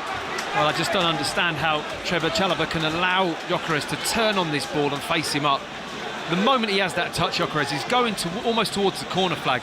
You've got to keep him going that way. You can't let him just rest on it, turn up and then drive into the box. He opens the whole pitch up, gets worked out to Timber, who's made a busting run on the right-hand side to get up with play and never really got the shot off at the far side. But you know, Gyökeres shouldn't be able to come inside there from that position. You've got to force him back out to the corner flag. It's Matt Upson with us, 5 Live, BBC Sounds and the BBC World Service. 10 games to go in the title run in the Premier League. Arsenal starting today with a 2-point lead over Manchester City, but leading Chelsea here 1-0. Both teams play at the same time on Wednesday night. Here's Reece James inside the Arsenal half. Enzo, one touch, immediately ships the ball on to Harto, back to Enzo. But Zubamendi's right there, he can't turn, so he passes back to Caicedo. Deepest Chelsea player at the moment, but all inside the Arsenal half. Good away record this season, Chelsea, and have scored 25 goals away from home. So Arsenal know the threat. Hincapie's won it off Neto. Gyökeres bursts forward into space. Hincapie doesn't release it. Short pass to Trossard, back to Hincapie. This could still work. Low cross towards the middle of the box, is well blocked by Caicedo, and Hincapie lets it go out and behind for the Arsenal corner. And why wouldn't you let it go for a corner when you're as good at the set pieces as Arsenal? I was going to say he was never going to try and keep that ball in, just get his body between Caicedo and the ball so he couldn't clear it and allow it to just bounce out for that corner. That is the best outcome for Arsenal at the moment. Right, on to our feet we get, because that's what all the Arsenal fans are doing in the seats away. I have to, Matt, yes, thank you. Declan Rice, hands on hips, ready to take the corner. This one from the left-hand side. Eze on the edge of the penalty area, so is Trossard, both unmarked. Always looking for Gabriel. Saliba's in that 6-yard box again. Rice with the right foot low into the near post. Palmer is there. Meaty volley with his right foot, and out it goes for a throw-in to Arsenal. So I think Lowe was deliberate, but not good enough to beat Palmer. I'm not sure it was deliberate. Really? No, Miscue? I think a little hold up of the hand there for Declan Rice, as if to say, yeah. An unusually poor corner coming from that side. They normally bang on the money. Hincapie's jogging over to take the Arsenal throw. Ballboy gives him the Arsenal towel. That's another one, a new IFAB one as well, isn't it? The throw-ins. Yes, putting a time limit on throw-ins and goal kicks, like the 8-second one for the goalkeepers once the ball has been played back to them. Rice here to Hincapie, tries to nick it past Santos. It hits Santos in the chest. There's a foul there on Santos. Free kick. Arsenal. Chelsea wanted to get the ball. Hincapie sort of prevented them doing that. Just wonder whether he might get a yellow card here for delaying the restart of the game. Darren England calls him over. Let's have a little look. Chelsea players complaining. I think it might just be a stern talking to, just Matt. a chat. But in terms of that clock on the long throw, I mean, the Premier League's long throw, I mean, it does delay the rhythm of the game. There's no doubt about it this season. I mean, it has certainly slowed up sections of the game for sure. So whether or not that will have an impact on that, we'll have to wait and see. Yeah, loads of new laws, new rules for us to get our heads around to work out what is going on out there. Eze nods the ball down here inside his own half. Saka's layoff. Zubamendi stretches. The ball spins loose back towards the Arsenal penalty area. Hincapie's got Neto behind him. Turns to his left, clears. Good take on the half volley there from Liam Rosenior, wasn't it? Well, with the hands. With the hands, yeah. I'd like to see him control it with them white trainers on. That would have been nice. Slippy. Yeah. Caicedo.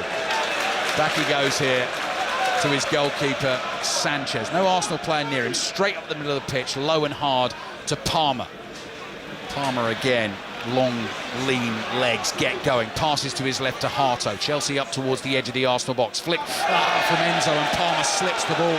Went behind him, and now Arsenal on the break, and Trossard very nearly released Rice. That pass was intercepted. Back it goes to Palmer on the left for Chelsea. Timber in front of him. The overlapping run is made by Enzo Fernandez. He can't get to that pass. It goes behind for the goal kick. 3.5 minutes left in the first half. Arsenal 1, Chelsea 0. Well, two poor passes from two players with really high quality with the ball. Trossard, the first one, he's got to clip the ball over the top for Rice. I mean, that's a 3v2 for Arsenal if he just lifts that ball. It's such a poor pass that he allows Caicedo to intercept, and then Palmer at the other end just overhits the ball for the overlapping run. And the game has been a little bit fractured. I mean, it hasn't been a fantastic first half of football, has it, in terms of quality, chances created for either team. You can barely count any, can you, really? No, in terms of clear-cut opportunities, which is why set pieces become so important. Arsenal are the masters of those. Top of the Premier League table, win this game, 5 points clear of Manchester City. And that's what they're doing at the moment. But Chelsea will still have their say. Here's Timber on the right, inside the Chelsea half. Zubamendi back to Gabriel. Joao Pedro jogs towards him. Saliba receives it 10 yards inside his own half. Floated high ball down the inside right channel. Headed away by Sarr into no man's land there. Zubamendi jumps. It bounced on the edge of the Chelsea box. Ball falls now in front of Caicedo. Holds his man off. Finds Enzo Fernandez. Lovely stroke of a pass to Cole Palmer. Palmer receives it on the left. Options in the middle. Joao Pedro makes a run. So does Harto. Cole Palmer teasing Arsenal defenders. Back to Santos. Stretch, couldn't quite control it. Saka delivers it from deep and asks Gyökeres to chase hard, and he's got the pace to beat Chalobah to the ball. Now he's running at Chalobah, backpedaling, and the Chelsea defender does well. Oh, and then he slides in, gets the ball though, just inside the penalty area, and has a right shout at Gyökeres sitting down on the floor. Chalobah made the challenge. Referee saw it clearly, said he got the ball. Chalobah thought Gyökeres was trying to buy the penalty. He didn't quite do enough for the ball, Gyökeres, did he? Just tried to go past him, but not enough. Here's Neto inside the Arsenal box. That shot is blocked, and behind it goes. That was Hincapie got in the way for the Chelsea corner. So suddenly livening up at the end of the first half. A couple of minutes to play, plus a bit of added time. Arsenal 1, Chelsea 0. Yeah, it's better, isn't it? Lively game end to end. Both teams having a go at each other. Just looking at the replay of the Gyökeres, taking on Chalobah. He's backing him off into the edge of the 18-yard box. I mean, usually that is ideal territory for a centre-forward, but he doesn't manipulate the ball well enough, and I don't think there's enough in that little response there, is there, from Chalobah? I think Gyökeres trying to win the penalty. Yeah. Contact, but... No, I mean, he toes the ball, and then Gyökeres comes in after and falls over his leg, but that's never a penalty, is it? Whether it features in the simulation game tonight on 606, we'll have to wait and see. Here's Reece James, corner, flicked on, Raya flaps, and it hits the roof of the net and goes behind for another corner to Chelsea. So Chelsea looking threatening from the corners too. Yeah, I couldn't quite tell where that was going, to be honest. I mean, I don't think David Raya knew. It was a flick on at the near post. Rice is jostling with Haito, and then Timber's in there. It's a flick off Declan Rice in the end, and it's a really good reaction from David Raya. Top piece of goalkeeping. There's bodies everywhere. I mean, how he frees himself up, that's going in. Yeah. That's an own goal. And that is a top-class save. Great piece of goalkeeping. Absolutely. Rice wrestling at the near post. Came off his shoulder, top of his arm, but he sees that so late, Raya, and just flicks out the right hand. Yeah. Declan Rice arguing with Enzo Fernandez, because I think Chelsea are asking whether that could be considered a handball. Obviously, VAR will be looking. He's being held as well, Raya. I mean, he's gone a lot longer with that Barnett as well, hasn't he? He did. Well, that's what I said, didn't I? You liking that? Yeah, growing the hair out. I think it's good, isn't it? Yeah. Takes me back, Matt, when I used to be able to do that. What, you're not attempting it now? No, I can't do it anymore, man. No chance. No chance. All right. Into added time at the end of the first half. VAR will be having a look. I think they've had a look. It's been cleared. No handball. Brilliant save by David Raya, who made that fabulous scrambling save last weekend as well. A late reaction when the ball nearly got past him, behind him, and back he went to claw it away from the goal line. Is that what they were looking at? Handball there for Rice for that long? I think so. It didn't need that much of a check, did it, really? I thought it was pretty straightforward, that. He's tried to head the ball, and it's just hit him on just underneath the shoulder. Right.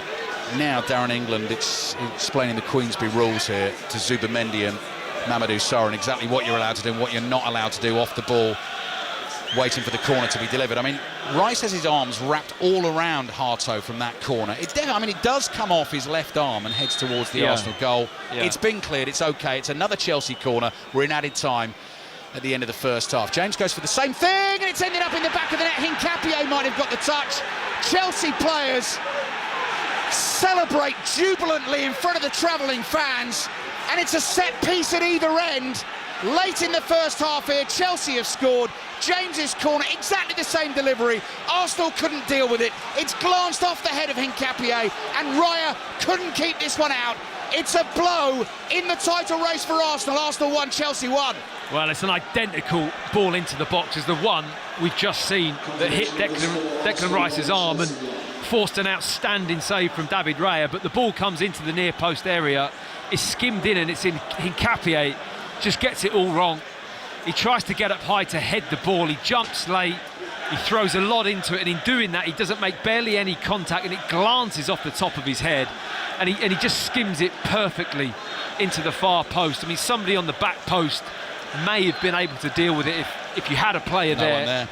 but no one there. Every single Arsenal player is sucked into that initial ball, and nobody's really dropping off, thinking of that second ball possibility, really. And it's an absolute hammer blow right before half-time. Yep. Arsenal have been Arsenaled. They've been set-pieced by Chelsea, and we're at 1-1. The Premier League game at Stamford Bridge finished 1-1. It finishes 1-1 today, 3-point lead for Arsenal. Manchester City will have the game in hand. Wednesday night, we're at the Amex on 5 Live for full commentary of Brighton Arsenal, which kicks off at 7:30. On Sports Extra that night, you'll be able to listen to Manchester City against Nottingham Forest. So let's see what that does to the atmosphere inside the stadium as well. Still plenty of football to be played. Arsenal have immediately gone on the attack. They've won a throw-in deep in Chelsea territory. Declan Rice is getting a good grip on that ball, and he's going to do that thing of trying to take the sort of angled run to give himself more room to get the required propulsion to get this ball as far as he can into that Chelsea penalty area. 3 minutes of added time gone in the first half. Arsenal pegged back. Rice's throw hangs in the air forever. Little flick from Harto, falls at the feet of Enzo, thumps it away with his right foot. There's Hincapié taking every care to watch the bounce of the ball. Plays it back to Raya. First time, swings it out high towards Gabriel. Cushions a little header here into the edge of the Chelsea area. Trossard barges into Neto to make sure that ball was his. Eza sees Rice in space, 30 yards out inside right channel. Cross comes in, nodded down and away this time by Chelsea. Trossard sticks out a left boot, gets a boot on the ball. High foot, says the referee. Free kick for Chelsea. I'm not too sure how else he can challenge for that ball, to be honest. I don't think there was any complaints from the Chelsea players. There's no one anywhere near there. No, Mikel Arteta's looking at the fourth official saying, well, what was that? No one was in danger. OK, his foot's high to toe the ball. Yeah. But he's not following through and catching anyone. Yeah. He's just trying to get the ball. A very strange decision. I would say Mikel Arteta aghast at that decision, just still shaking his head. 1-1. So nerves jangling a little here at the Emirates Stadium, but they knew this game wasn't going to be easy. They know the title run-in is not going to be easy. Trossard then tugged back by Neto. Free kick for Arsenal, left-back position. And the half-time whistle blows. So, in terms of clear-cut chances created in the game, we've not seen many of those. That's why the set pieces become so important, and they've scored from one apiece. Arsenal, first of all, Saliba credited with that one, although Gabriel did so much of the work to get on the end of the Saka corner. And then Reece James, it was 2 corners in a row that were causing problems for Arsenal at the near post. Hincapié's got the touch. Raya couldn't make the save. Matt Upson, it's 1-1. Yeah, they'll be really disappointed because that delay of the check, I mean, it was relatively long, checking the handball from Declan Rice.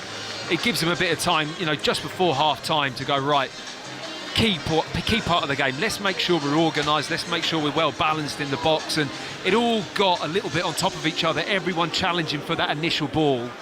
No Chelsea player in sight to touch it, and Hincapié skims it into their own net. It's a disaster for Arsenal, really, from a first half that they just ground out and got the lead through their own corner. Yeah, Arsenal fans here, Steve, trooping past us, heading for the T-bars at half-time. I wouldn't say concerned looks, I would just say stern, focused, intense looks on the faces of the Arsenal fans. Arsenal 1, Chelsea 1.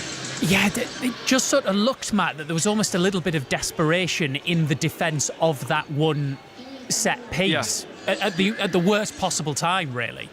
Yeah, maybe just a little bit of panic, isn't it? Just a little bit, I'm under the ball, you know, jumping, just a misjudgment, really. Yeah. Such a desire and a keenness to want to go and win it, which is great, but if you can't get there, sometimes that touch, that little skim is worse than if you just leave it. And it's exactly what happened. He flicks the ball and then it's past everyone, but I will say everyone was bunched in that area. I mean, there was no kind of players stepping away from that situation to try and say, right, the ball could drop in here. It was really crowded, and the worst timing ever, going in just before half-time. You know, you've worked hard to just develop that lead, and then you've lost it at that point. I think it's a harder place to be in the dressing room at half-time. Yeah, totally changed the sound of the Emirates. Chelsea yet to have a shot on target in the match, but they are level. Arsenal 1, Chelsea 1. We'll be back for second half commentary with Matt Upson and Ali Bruce ball. If it stays like this, well, Arsenal's lead at the top will be 3 points, but they'll have played a game more than Manchester City. And remember, they've got to face each other still at the Etihad this season. These are the sounds of the T20 Cricket World Cup, where England know their semi-final opponents. Kevin Howells. Topsy-turvy game, this one. But it was a knockout match in the end, really. Defending champions India win it. The prize is that semi-final against England on Thursday. 196 the target set by the West Indies. A 5-wicket victory with 4 balls remaining. Sanju Samson, glorious batting, and 97 not out of just 50 deliveries, 12 fours and 4 sixes. India's highest successful run chase in the history of the T20 World Cup as well. West Indies bowling a tad too inconsistent. So the semi-finals, South Africa versus New Zealand on Wednesday, England versus India on Thursday. It's a second half commentary to come from the Emirates. Before that, we'll get reaction to all of the day's big football stories. Michael Carrick is on the way, so is a very interesting interview with Tottenham's Yves Bissouma, all after the news with Richard Foster. The voice of the UK. This is BBC Radio 5 Live. The Pentagon says 3 US service members have been killed in action as part of military action against Iran. 5 others were seriously injured. It's after the country's supreme leader, Ayatollah Ali Khamenei, was killed in US and Israeli strikes yesterday.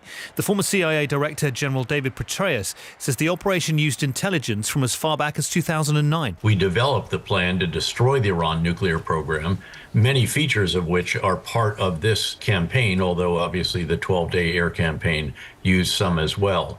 So there's been decades of work focusing on specific targets, on the missile program, on the other retaliatory means that Iran has, and indeed on the security force leaders, headquarters, and other elements. British government officials are making plans to evacuate UK citizens from the Middle East. Brits transiting through Dubai and Doha are being advised to stay indoors in a secure location and avoid travelling outside if possible.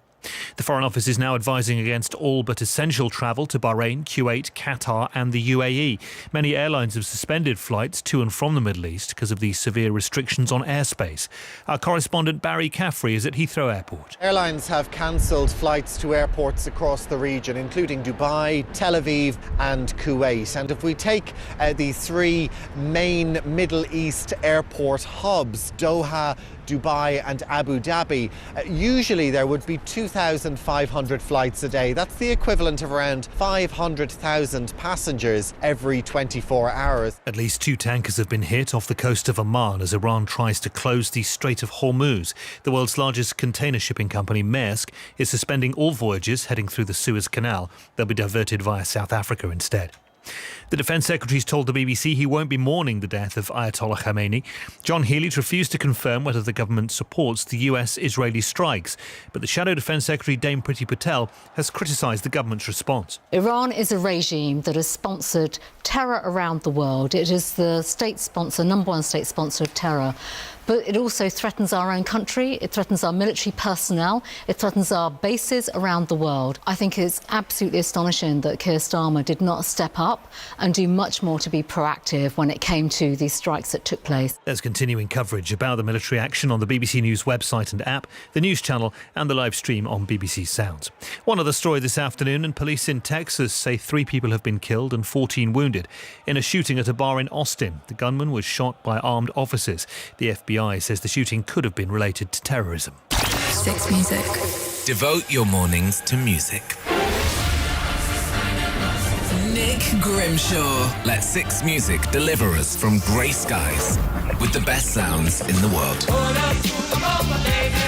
And grace us with some incredible artists. Nima is with us this morning. It is my favourite record of mine. It's a banger. As we ascend into the day ahead with music beyond the mainstream. Nick Grimshaw on BBC Radio 6 Music. Just say, play 6 Music. This is 5 Live Sports with Steve Crossman. Listen on BBC Sounds. Half-time, Arsenal 1, Chelsea 1 in the Premier League. Second half commentary to come already today. Tottenham have now lost all of their last 4 Premier League matches and they're only 3 points above the relegation zone after losing 2-1 to Fulham at Craven Cottage. Here's Spurs midfielder Yves Bissouma. Lost again today. It's not easy, especially for us and for the club. For the situation is really it's not good for everyone. So yeah, we know this is big emergency. We need to reflect how the way we train. We need to change a lot of things. We need to put a lot of effort on the game to try to win games. And but at the moment it's just hard. And we just have to work hard and try to win the next game. We know where we are right now, and we just have to work hard to change it. Words not going to change anything. I think we just have to stay humble, be calm, and just work hard. Yves Bissouma, 08085 909 693. The lines are open. You can get your calls in for 606 to speak to Robbie Savage and Chris Sutton. Hi, Chris. Hello, Steve. It's good job I'm not day. presenting it with that, isn't it? Yeah. Well, I often do that, Steve. Don't worry. Oh, I appreciate it. A very big emergency, Yves Bissouma just said. He's not kidding. Yeah. And he was questioning the way that they train. Is there a lack of intensity with Spurs? Igor Tudor did it, didn't he? The Spurs manager was sort of throwing Thomas Frank under the bus.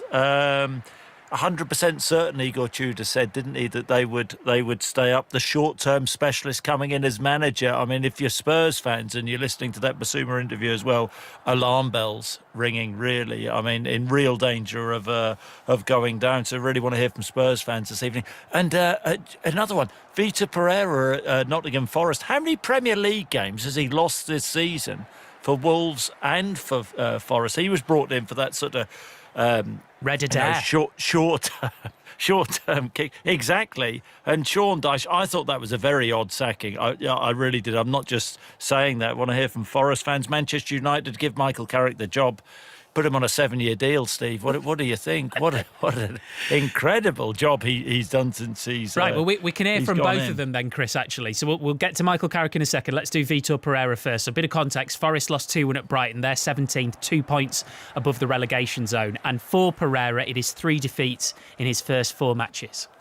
We start the game playing in our system, but not controlling the Brighton team, the movements, because. In my opinion, we didn't do the pressing in a proper way to face this team. The timing to press, the trigger to press, and we start to press in the way, individual way, you understand, and open spaces in between the lines, and they score 2 goals because we didn't organize in the right way our pressing.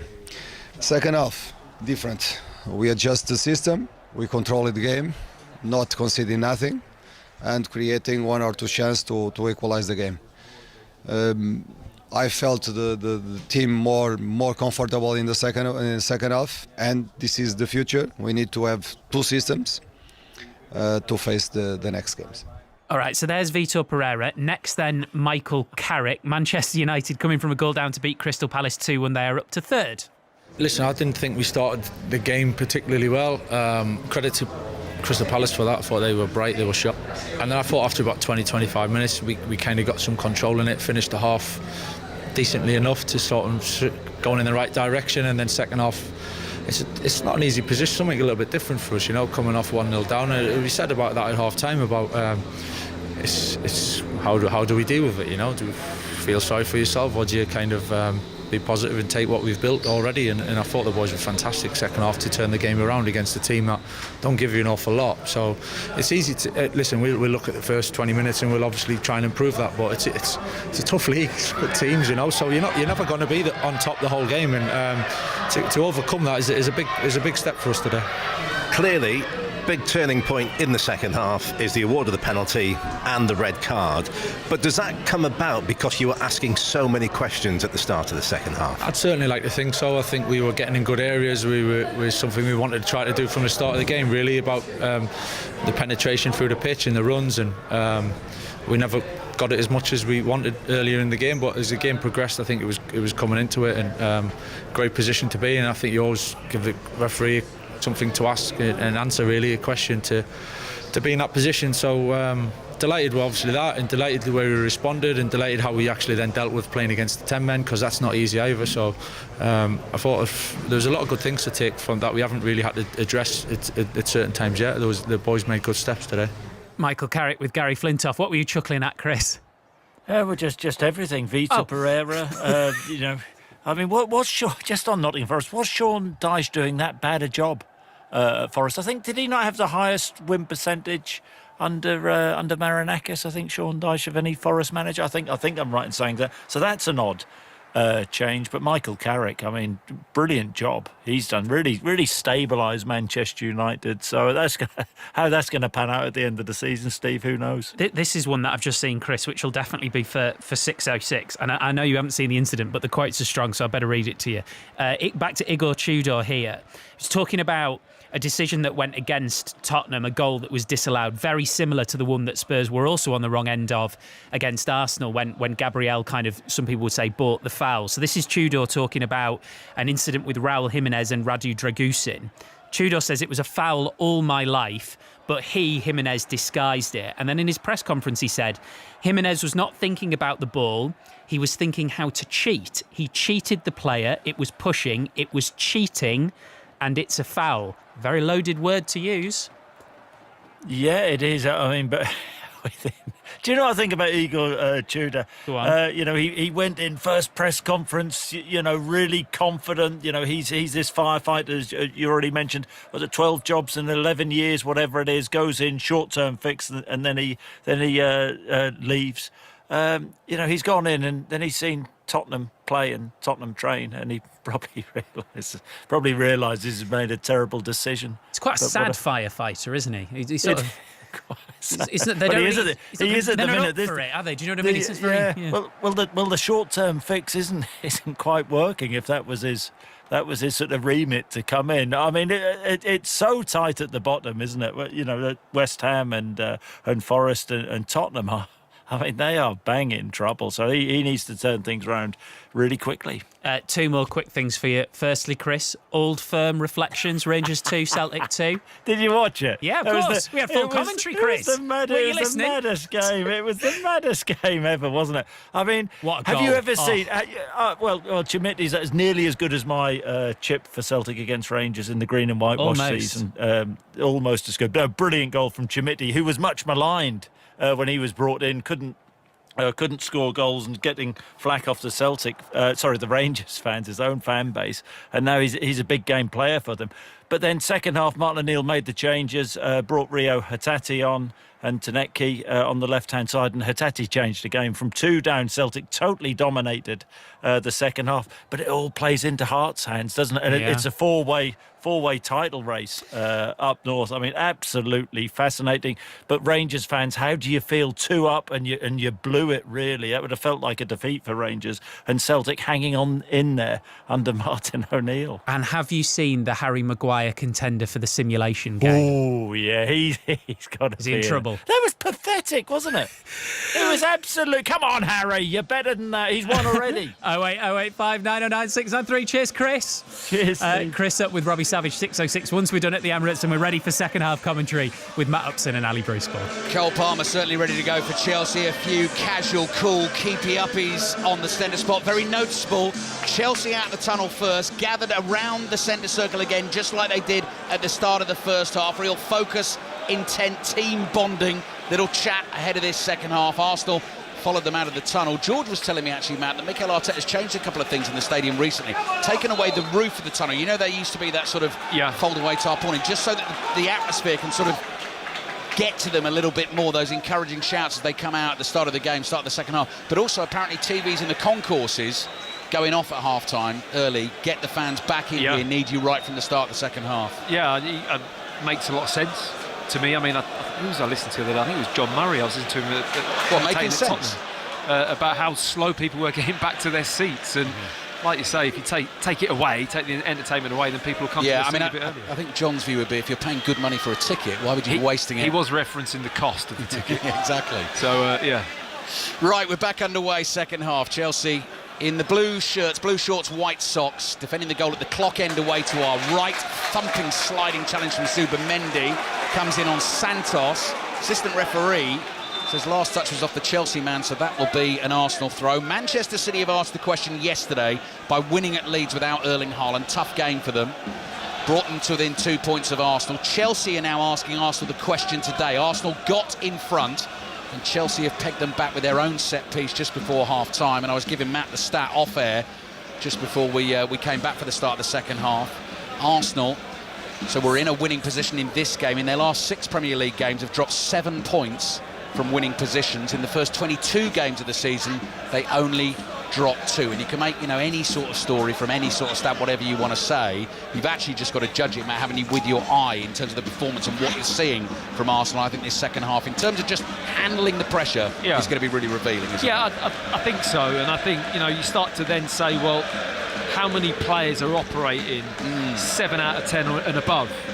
And in comparison to the first half of the season, I don't think the performance level individually is there. Therefore, as a team, you're going to suffer a little bit more. And it's just about refocusing, getting back to basics, about what was I doing well earlier on in the season, why was it getting success, and just trying to fall back on that. I think, the impact of players like Saka, like Rice, like, key top players, just getting back to that, world-class performance level consistently. I mean, it's not easy, is it, over this period of time? And that's why you come to this stage of the season and it really does start to hit you. Eze gets on the ball in his bright yellow boots on the halfway line. Little nudge in the back from Caicedo. Whistle blows, that will be a free kick. Raya in goal. Timber, Saliba, Gabriel, Hincapié, who was the unfortunate scorer of the own goal that gave Chelsea their equaliser just before half-time. Zubamendi and Rice, Saka, Eze, Trossard, Gyökeres, but loads of attacking threat on the Arsenal bench because Havertz is back fit. Former Chelsea man Madueke is there as well. Martinelli and Jesus. That could have a big say in this game. Chelsea, Sanchez in goal. James, the 20-year-old Mamadou Sarr alongside Trevor Chalobah and Jarell Hato at left-back. Caicedo, Santos, Palmer, Enzo, Neto and João Pedro. 3 minutes gone second half. Goal kick for Chelsea.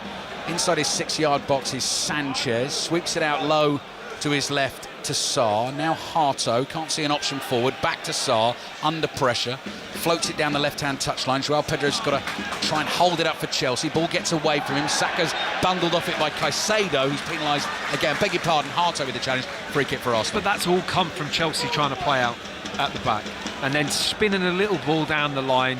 Pressure on the João Pedro touch from Saliba. It bumps into Saka. Arsenal now win a free kick, dangerous area.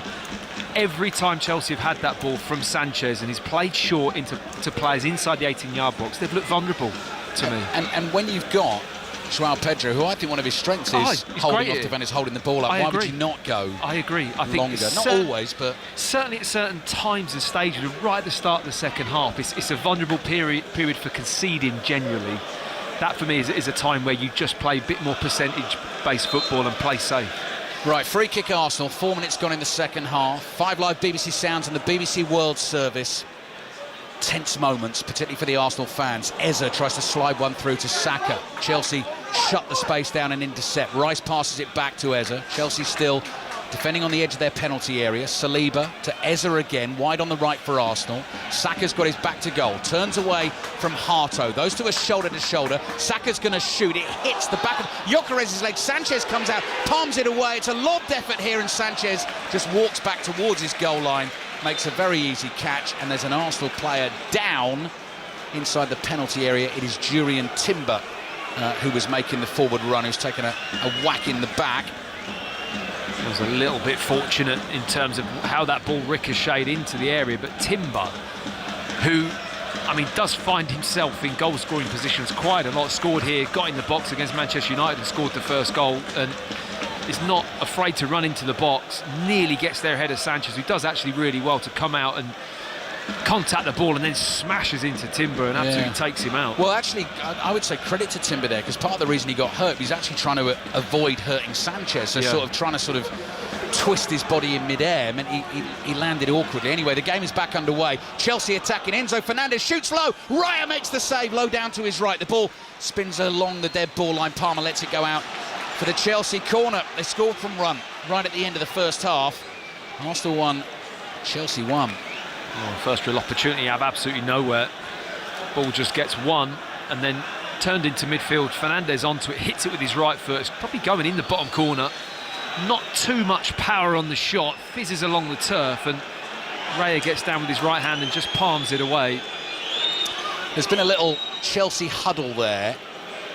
Little team meeting before this corner was taken. Reece James the captain part of it. He is the corner taker, and they scored, as I say, from a corner that came in from the left into that area at the near post when all the Arsenal defenders got sucked in. No one at the far post. Nketiah got the touch, and it ended up going beyond David Raya. Let's see what Chelsea can do with this one. James's delivery again. Raya this time comes to the near post, punches it away, and that is given as another Chelsea corner. And Joao Pedro has taken a whack in the side of the head, so he's going to need some treatment. The Arsenal players think he's making a bit of a meal of that. Nketiah's encouraging him to get up and get on with the game. I mean, Raya comes again through bodies. It's a good solid punch. I mean, he does catch Joao Pedro on top of the head. I'm not too sure how painful that is. Glancing blow, it's Matt. A glancing skim, isn't it? But the majority of the contact on the ball was from Joao Pedro's head. One of the discussion points, certainly in the last week or two, about these set pieces as well, the long throws in the corners, is how many players are now in that 6-yard line. That is a bum fight in there. That's crazy, isn't it? It's chaos. Yeah. It's utter chaos. I mean, Arsenal do it as well as anyone. Brentford do it ridiculously well. I mean, just running around the goalkeeper. But they're not coping too well with this near-post delivery, are they, Arsenal? They're struggling with it. It's the third one that's gone in there. And I fully expect this one to go in there from Reece James as well. Reece James, corner coming in from the left-hand side. If they score again, that will put the cat amongst the pigeons in the title race. Near post, flick on, headed towards goal. Ryan makes the save. Chance for Chelsea. Arsenal's keeper playing an important part there. Runs out to the edge of the box, wants to get this ball away quickly. He slings it out over on. The referee could have played advantage there. Ryan was fouled about 2 or 3 times. And eventually the referee, after he threw the ball out and Arsenal were away down the left, has pulled it back. That's a shame. Poor from Darren England, really. You know, he's done okay in the game, but he makes a poor call there. He's got to wait and see where that ball goes. It was releasing Trossard. He was off and away. And in the end, Arsenal get penalised. But they're not coping with that corner rally. That near post set play from Reece James is causing all sorts of bother. Arsenal can't get to grips with it. I think we've got a really intriguing, intense half an hour or so, more than that in fact. Only 8 minutes gone in the second half here at the Emirates Stadium. Just feel that tension building at the moment. Arsenal 1, Chelsea 1. What are the chances of this game being decided by a corner? Or a VAR decision? I'm telling you, it's got that written all over it, this game. It really has. There's not a lot of open play creativity. Either team barely working the goalkeeper, but let's win a corner. You get a corner and it's all happening. 08085 909 693 is the number to dial for 606. The lines are open. Get your calls in now. I think it's going to be a busy one tonight. Gabriel Martinelli is ready to get on the field for Arsenal. So positive intent from the Arsenal manager. He's got plenty of armoury on that bench for the Gunners, and they need something. They need to get themselves back in front. Arsenal 1, Chelsea 1 in terms of stretching that lead again to 5 points at the top of the table. Sarr's clearance, intercepted. Gyökeres receives it. Thought about the back heel to Saka, holds on to it, now finds Zubimendi. Trossard on the turn, shoot, they scream. The Arsenal fans around us, and Trossard trying to get in position to do that, couldn't do so. Off balance, and Reece James has cleared it. I cannot believe it's come from exactly the same instance of Chelsea playing out again. I don't know why they want the ball in their own corner flag. I really don't understand it. Sanchez looks so unsure to me as to whether or not he should go long or play it short. Every time it goes short, Arsenal turn it over, and they very nearly paid the price there, Chelsea. Good chance for Arsenal. Now, the irate howls you heard in the background there. Chelsea came on the counter. Joao Pedro was challenged by Saliba. He's been given the free kick, and the Arsenal fans were not happy with that decision. Early change in the second half. This comes 10 minutes into the second half. Martinelli will replace Trossard on the left-hand side. So that is the first roll of the dice from the Arsenal manager, Mikel Arteta. I mean, Martinelli has been scoring goals this season. Only one, though, has come in the Premier League. He scored against 6 different opponents in the Champions League. 4 goals in the FA Cup as well, the hat-trick against Portsmouth. But he just offers something slightly different for Arsenal. I mean, Trossard's been a little bit quiet, hasn't he? I mean, so Saka, in fairness, but Martinelli does bring a bit of energy, that directness, that running ability that he has. Trossard doesn't have that same kind of pace and power in terms of straight line running as what Martinelli brings, and also the pressure. He really does press the ball well, Martinelli, when he goes. Match of the day, BBC One, 10:30 tonight for all the action from yesterday and today. All the other games at 2 o'clock finished 2-1 to the home team this afternoon. This one is 1-1, and Neto is dribbling And running towards Hincapié, back to James, great cross in towards the far post, and Palmer stuck out a left foot, didn't make contact, is lying flat on his face in the 6-yard box and knows that was a great chance to give Chelsea the lead. What a chance, what a ball this is from Reece James, whipped first time, right foot.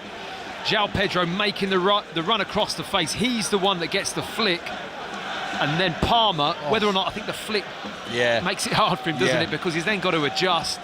And he's arriving at the back post. He can't quite get there, but great move from Chelsea. That delivery from the right, it's Trent Alexander-Arnold, it's Reece James, it's David Beckham. You cannot defend that. No, it was top. It's so good, that, at pace. If there's movement in the box like Chelsea had, you're really struggling as a defender. Chelsea growing into this game, enjoying making it awkward for Arsenal, and we're focused so much on the title race. Got to remember, Chelsea sitting 6th in the Premier League table, pretty certain that top 5 is going to get you Champions League next season. Chelsea playing in that competition this season, of course, but missed it the 2 seasons before. They have got masses to play for in this game. Add to the fact it's a London derby as well, and they've not beaten Arsenal in the last 10 games. So it's not just all about Arsenal, but in terms of the title race, that's the story. Here's Chalobah across to James. James under pressure, closed down by Martinelli. Chalobah back to Sanchez. Martinelli comes speeding towards him. Sanchez hurriedly clears, headed infield towards Rice. Leaps elegantly, glances ahead of forward, but Chalobah controls. Side foots a pass to Enzo Fernandez. Palmer's making the run through the middle, but Fernandez lays it off to his right. Neto was half clipped there, was able to keep going. João Pedro on the ball, driving at the Arsenal penalty area. To his left to Harto. Cross deflected, and it's behind for another Chelsea corner, 1-1. Arsenal firmly on the back foot last 5 minutes of this game, struggling to get a hold of the ball. Chelsea looking a bit more confidence, a bit more spring in their step. They're finding the passes, getting it wide. They've got movement in the box, and Arsenal have got to really step it up here.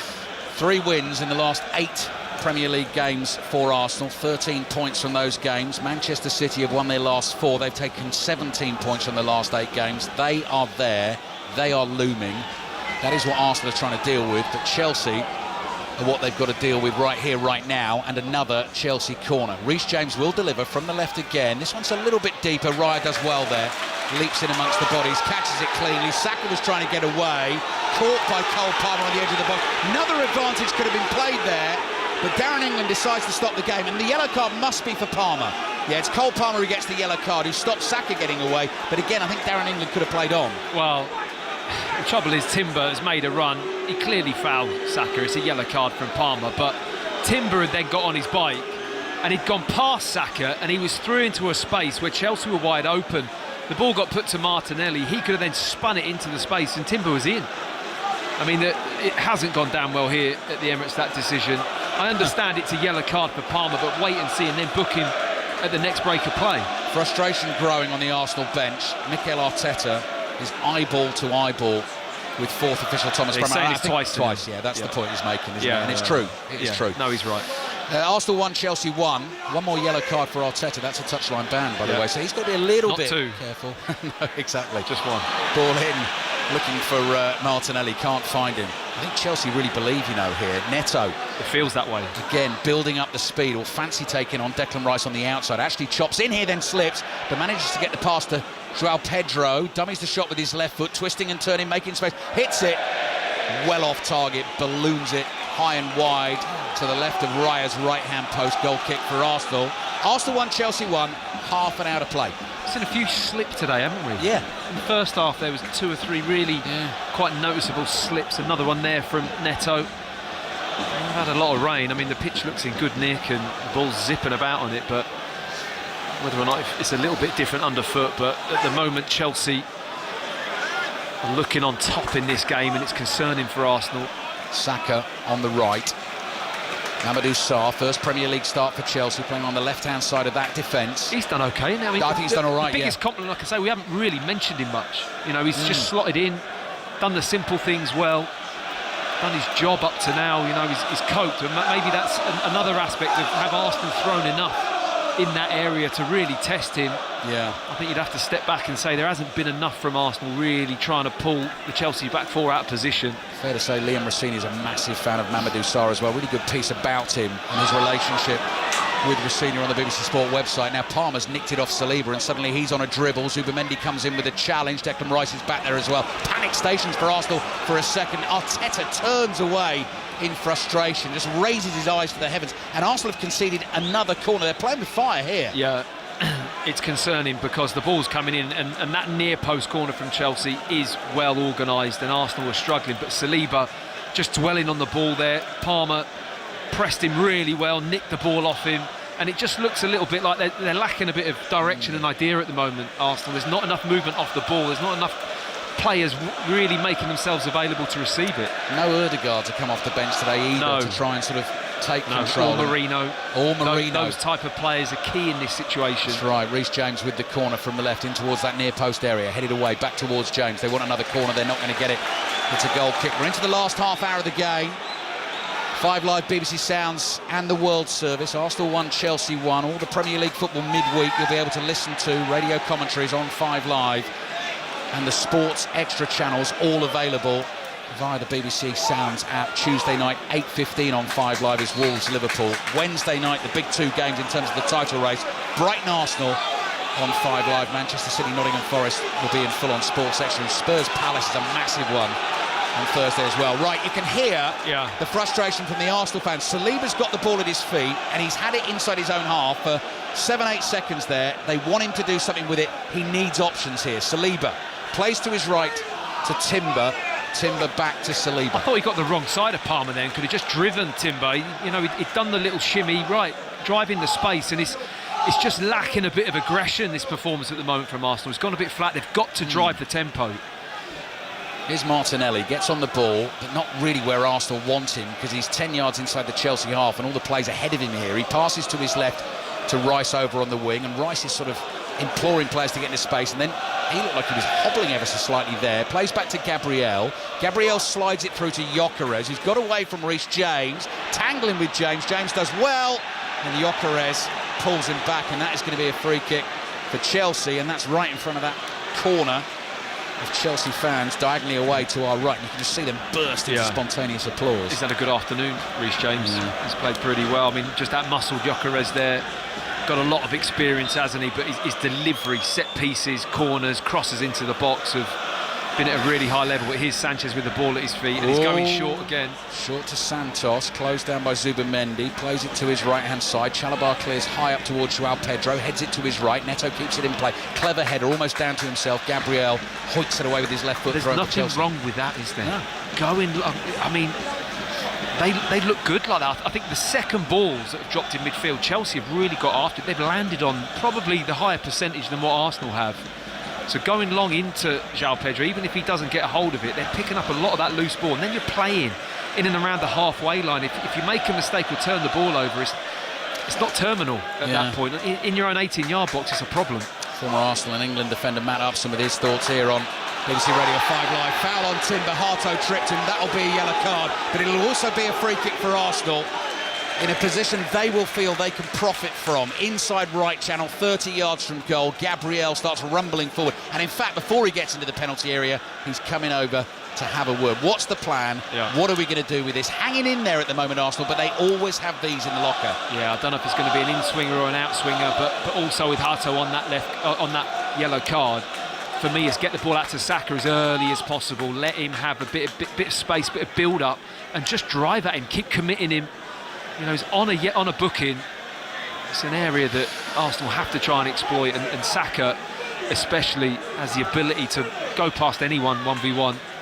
We've got 25 minutes to play in the game. It's 1-1 between Arsenal and Chelsea. Tense moments, big moments. Free kick Arsenal.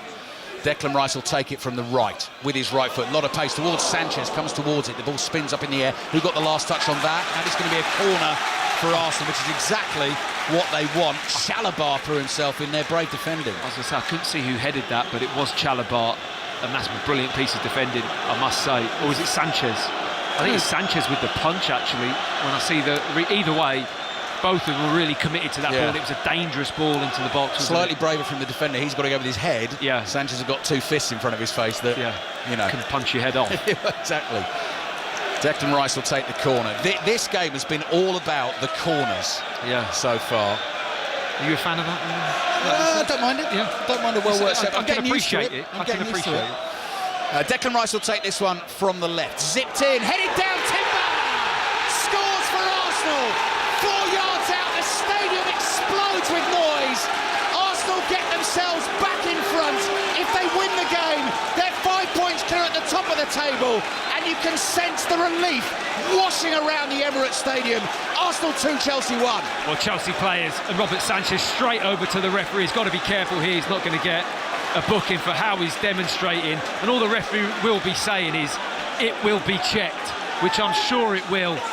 What a melee. I mean, we called it about this game being decided with another set play. It's just felt like that all afternoon. It's been the match of the corner. That is basically this game. There's not been much open play, enjoyment or either team benefiting, but the set pieces have been so key. And Arsenal this time whip it right into the danger area. Saliba's static, holding a player. I can't see anything wrong at this moment.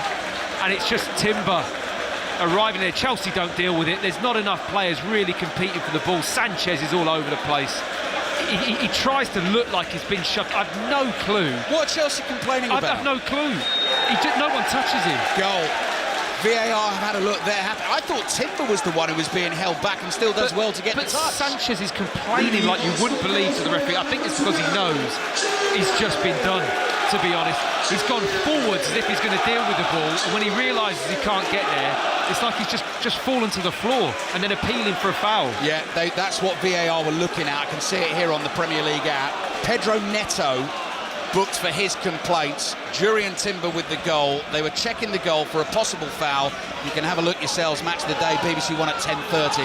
But the crucial thing is that Arsenal are back in front, and as it stands, going 5 points clear at the top of the table. And they survived a seriously rocky patch in the first 20 minutes of this second half. Ezza's now fouled. Chelsea are losing their heads, and the Arsenal fans are right on top of it again. Yeah, I think the Arsenal players are saying to the referees, well, I mean, it's Caicedo with the foul, and it's quite a... Yeah, I say cynical, he just catches him, but he's totting up the fouls now, Caicedo, in the middle of the park. I wouldn't be surprised if the next one's a yellow card, but, you know, Robert Sanchez is not particularly down. I mean, in the first leg of semi-final, he had a poor moment in the first corner that Arsenal scored to go 1-0 up at Stamford Bridge, and again here on this one he's really struggled with it. Stadium's buzzing again. Saka's got the ball at his feet, trying to work it through to Timber. Tackle is made. João Pedro on the turn, whips it away. Neto's got the pace. Rice won't get there. Yes, he will. Eats up the ground. Declan Rice overhits the back pass. Raya can't keep it in. I'll tell you what, that's an incredibly acrobatic attempt from Raya to keep that in. But if he gets a foot on that, he's 10 yards out of his goal. The ball could have gone loose in the penalty. Why is he trying to touch that? Just let it go. Yeah, Rice won't get there. Have you not seen the horse gallop? Ali, I can hear the hooves. When he opens his legs, he gets there. But trust Neto's me. quick. Yeah, no, he is quick. But Declan Rice, when he gets going, he's got that big stride, hasn't he? He just chews up the ground, and then the thoroughbred. The back pass just was very dicey, and Raya had no chance. Neto with the corner into the near post. Easy one for Arsenal to head away. They're leading Chelsea by 2-1, and now it's Martinelli. Full gas, trying to get away down the left-hand side up against Neto. Martinelli's the fresher player, still going. Neto slides in, he's on a yellow card. He's going to have to go. Play continues. No, he stopped play. Pedro Neto is sent off for the lunging, sliding tackle that caught Gabriel Martinelli. He has cost his team big time there. They are 2-1 down in the game. The first yellow card for the complaints about the goal that put Arsenal in front, and then I guess he felt that was all he could do. Martinelli was getting away. He continues to complain here, and incredibly, that is a 7th red card for a Chelsea player in the Premier League this season. Their discipline lets them down dreadfully. Yeah, it's shocking, and he's still talking to the referee. He needs to step away. I mean, Liam Rosenior is sat straight back down on his bench, got a notepad and pen out, and when you see the tackle, I mean, it's a great race between the two. What's he doing? He doesn't need to tackle. He's on the touchline. He's quick enough to react. If Martinelli wants to knock that ball down the channel, he's got the space. He's got the pace to deal with it. Why are you flying in there? He's nowhere near the ball. It's reckless. I don't think the referee has much choice, but he could allow play on again. Yeah, again. And send him off once the ball is out of play. Martinelli gets up from the tackle and driving into the 18-yard box is another opportunity that the referee's pulled back from Arsenal. 20 minutes to play. Arsenal now up against 10 men, and they lead Chelsea by 2-1, and they've got the free kick coming. Neto is making his way behind the goal away to our right. He's gone past the Chelsea fans, and now he is getting serenaded by Arsenal fans twirling their scarves, and he's not even going round the pitch now. He's cutting the corner. He doesn't want any of that. David Raya has hurt himself, meanwhile, away to our left. He's been flat on his back receiving treatment. And George, and I'm sure he's right here, he might have hurt himself trying to get to that Declan Rice back pass because he threw himself and went for the high kick. It is all going on here. Yeah, it's all happening. And I will say the impact of Martinelli, because we said as soon as he comes on, that direct running, that straight line pace that he has is far more dynamic than what Trossard. Trossard's a better footballer with the ball, but Martinelli can run. Pedro Neto now is in the face of Thomas Bramall, and the Chelsea backroom staff quite sensibly are dragging him away. He's already got a red card. He doesn't need a further ban. Chelsea have had 7 in the Premier League this season. That's 9 in total in all competitions, all to different players. The Premier League record, by the way, is 9. I checked that before. I mean, Chelsea will break that this season if they keep going like that. It's a problem. And it's costing them because, you know, before that second goal from Arsenal, they're banging control of the game. Chelsea, you look at it and think, well, I'm backing them as probably favourites to win this match at that moment. Right. Arsenal are going to try and close it out against the 10 men of Chelsea. Eza floats one to the far post. Gabriel heads it back across goal. Referee spots a foul in there from Gabriel to get rid of the attentions of Fernandes, to get himself in position to head the ball across goal. And do you know what, Matt? I mean, all the goals, obviously, they've been set-piece goals this afternoon. I think Arsenal's detractors and people who aren't fans of Arsenal and possibly don't want to see them win this Premier League title will have a go at them for being set-piece. Yeah, I think Arsenal fans will not care. No. You win a Premier League by whatever means you need to, and this is the way Arsenal are hoping to achieve it.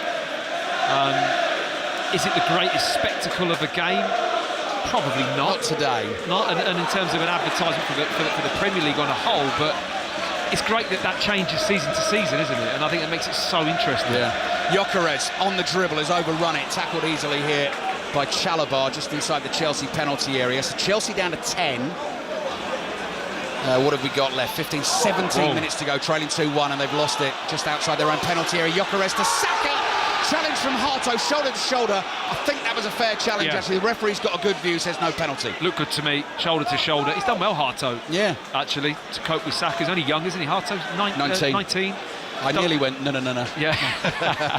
he's done well. So you've got 2 19-year-olds because Sarr's young as well. He's 20. Mamadou Sarr, So 2 young players on this left-hand side for Chelsea. You know, what a young back four. And they've coped well with the likes of Saka and Timber going forwards.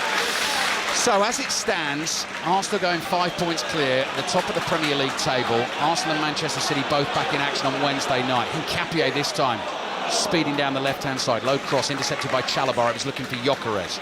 Chelsea will try and play out. Caicedo with his right foot. And of course, first Premier League game between these two this season. Caicedo, red card. Actually finished 1-1. Yeah. Chelsea did well in that game.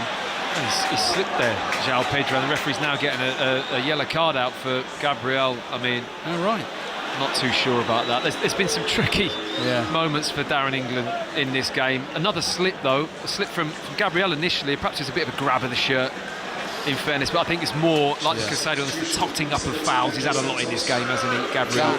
That costs you a point in fantasy football as well, Max. Does it? That's not good news now. So is he wiped out all his good work from the Well, not all of his assist? good work, but it just, you know... What's an assist then? 3 points for a defender. There you go. Yeah. Right, double change made by Chelsea. Santos, one of the players to come off. Malo Gusto and Romeo Lavia have come on, and Jarell Harto, the left-back, has come off as well. And Arsenal are going to use this opportunity to make a double change of their own. Former Chelsea man, won the Champions League for them, of course, with his goal against Manchester City in 2021. Kai Havertz has scored against Chelsea this season in the second leg of that League Cup semi-final. He will come on for Victor Gyökeres, and Declan Rice the horse is getting a rest, a well-earned rest, and he gets a big old high five from Mikel Arteta and says, just take yourself off to the paddock, have a little grace. I can't believe you didn't back him to win that race. Terrible, shocking from me. Come on. I know. Lines are open for 6:06. Robbie Savage, Chris Sutton waiting to take the calls. It'll be a great show tonight. 08085 909 693. Rangers 2, Celtic 2 it finished. Again, an absolute blockbuster of a game. Had full commentary of that, first commentary game of the day. Here on 5 Live. Blimey, Sanchez left that late. Are you edgy every time the ball's every time? It's most times I watch him in terms of having to have that ball there. It's not an area of the game that I think he's particularly comfortable with, and whether to stick with it and keep trying to play that way while he's in that position, I think it's difficult for Chelsea. Martinelli again using that pace to get away down the left. Chalabar's got it covered, gave Reece James the shout, and then just holds Martinelli off and lets it go behind for the goal kick. We should say as well, we say this too often, it's really good to see Romeo Lavia back out there. Terrible injury problems that he has had throughout his career so far. Only 22 years old. This is his first appearance since early November when he played against Qarabag away in the Champions League and went off with a thigh injury. Poor clearance from Sanchez. Saka's header nearly found Havertz. That could have killed the game. Sanchez is very grateful to grab it on the back. He's jittery, and it makes the whole back four jittery. Yeah, I mean, I think he's lost a bit of focus in this game now. The second goal and the mistakes with the ball. It's been quite a high number of instances where it's been really shaky. And not for the first time against Arsenal. Like I said, the game away at Stamford Bridge, I'd say you could definitely say that was a problem for him as well. Yeah. So maybe it's the way that Arsenal do press and get after the ball and obviously pepper you with corners. It's not easy for goalkeepers, no doubt, but he doesn't appear to particularly like it.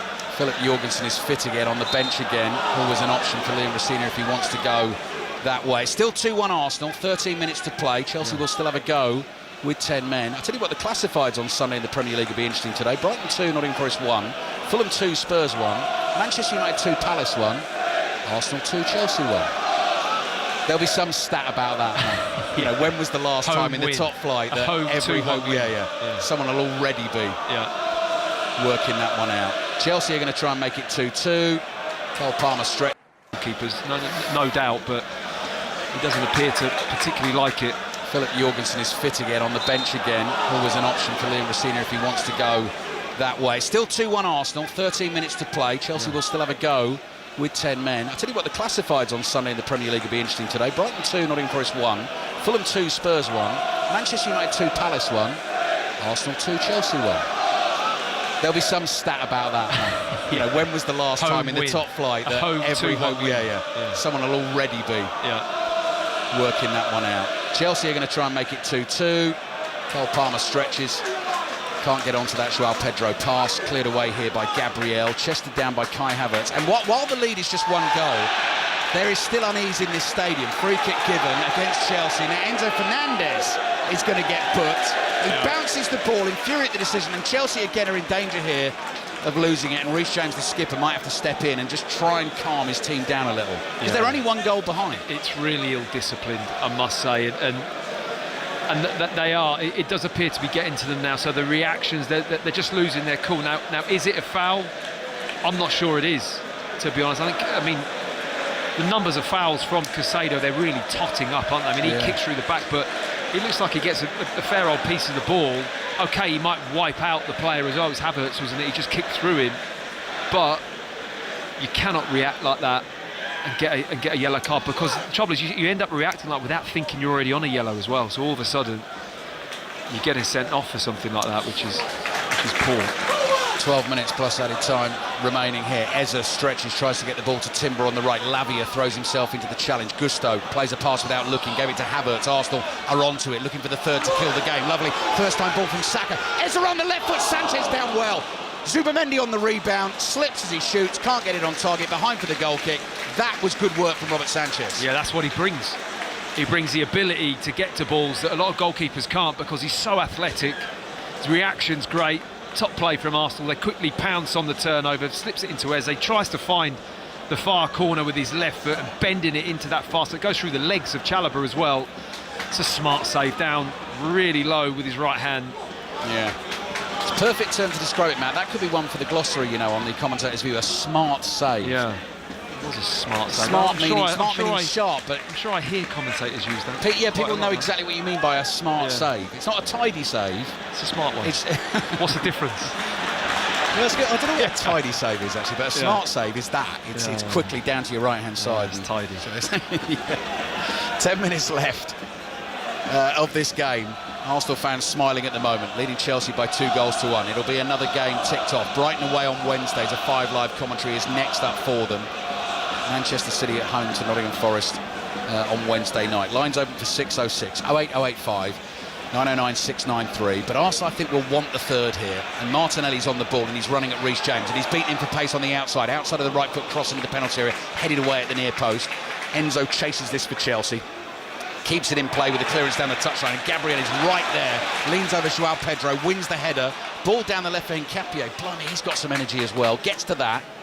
Stops the ball with the studs of his left boot. It's right down by the corner flag. Plays a cheeky little pass down the byline there to Martinelli. Knocked off balance by Caicedo, who barges in again and wins the ball.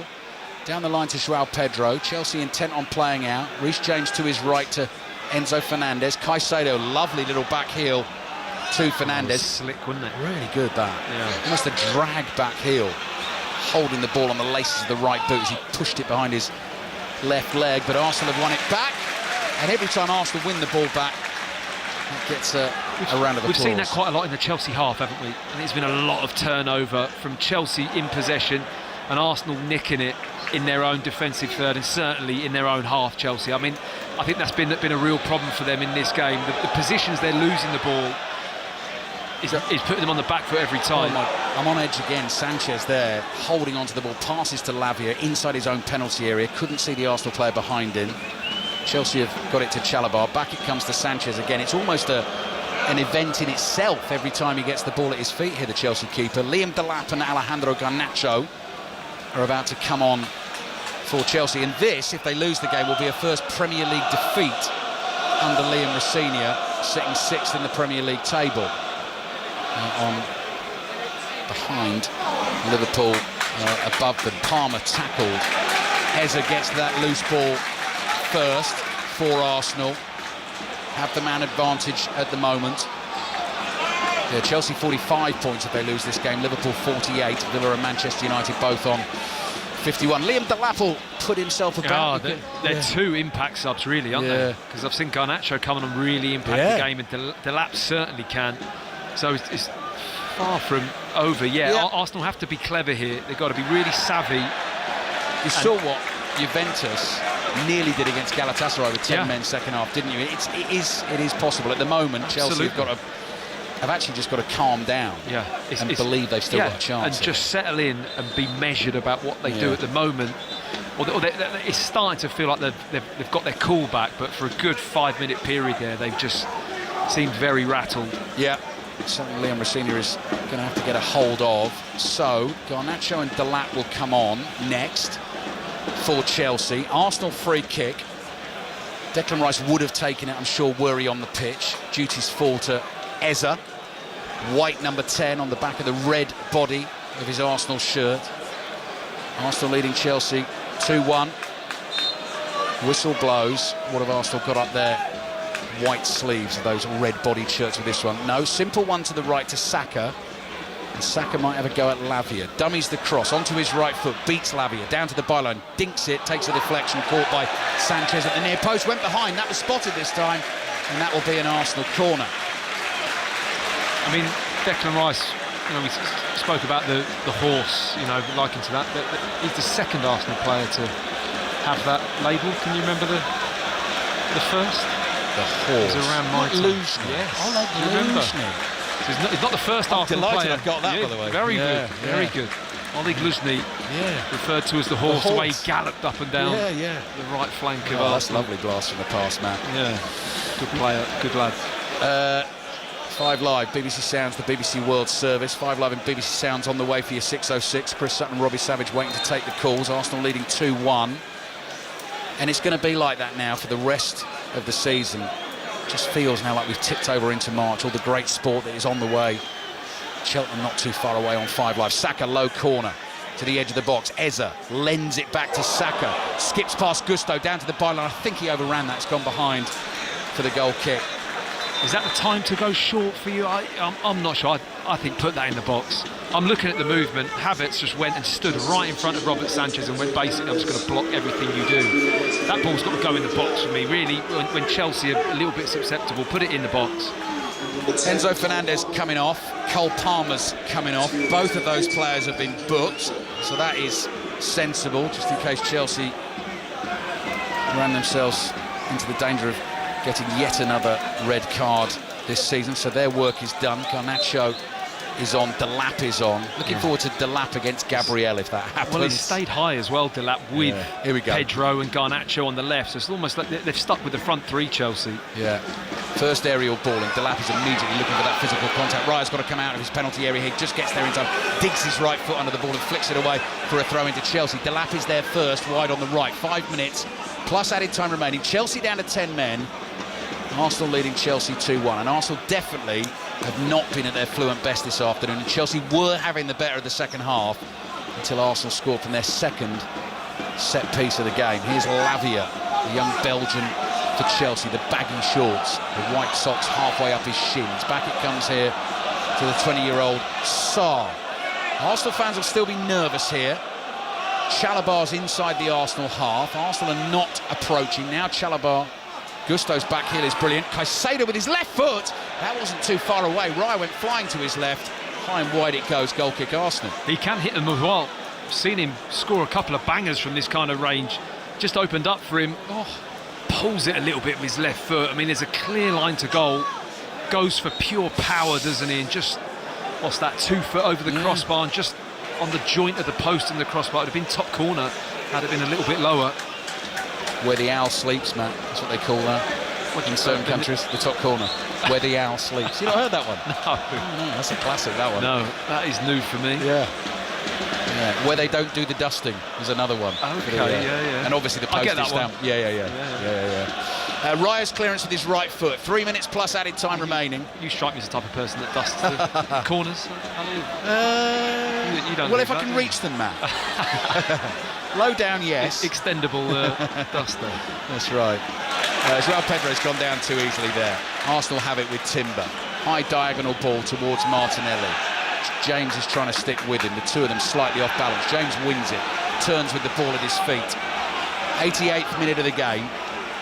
Arsenal closing in on a precious Premier League win to stretch that lead to 5 points over Manchester City again.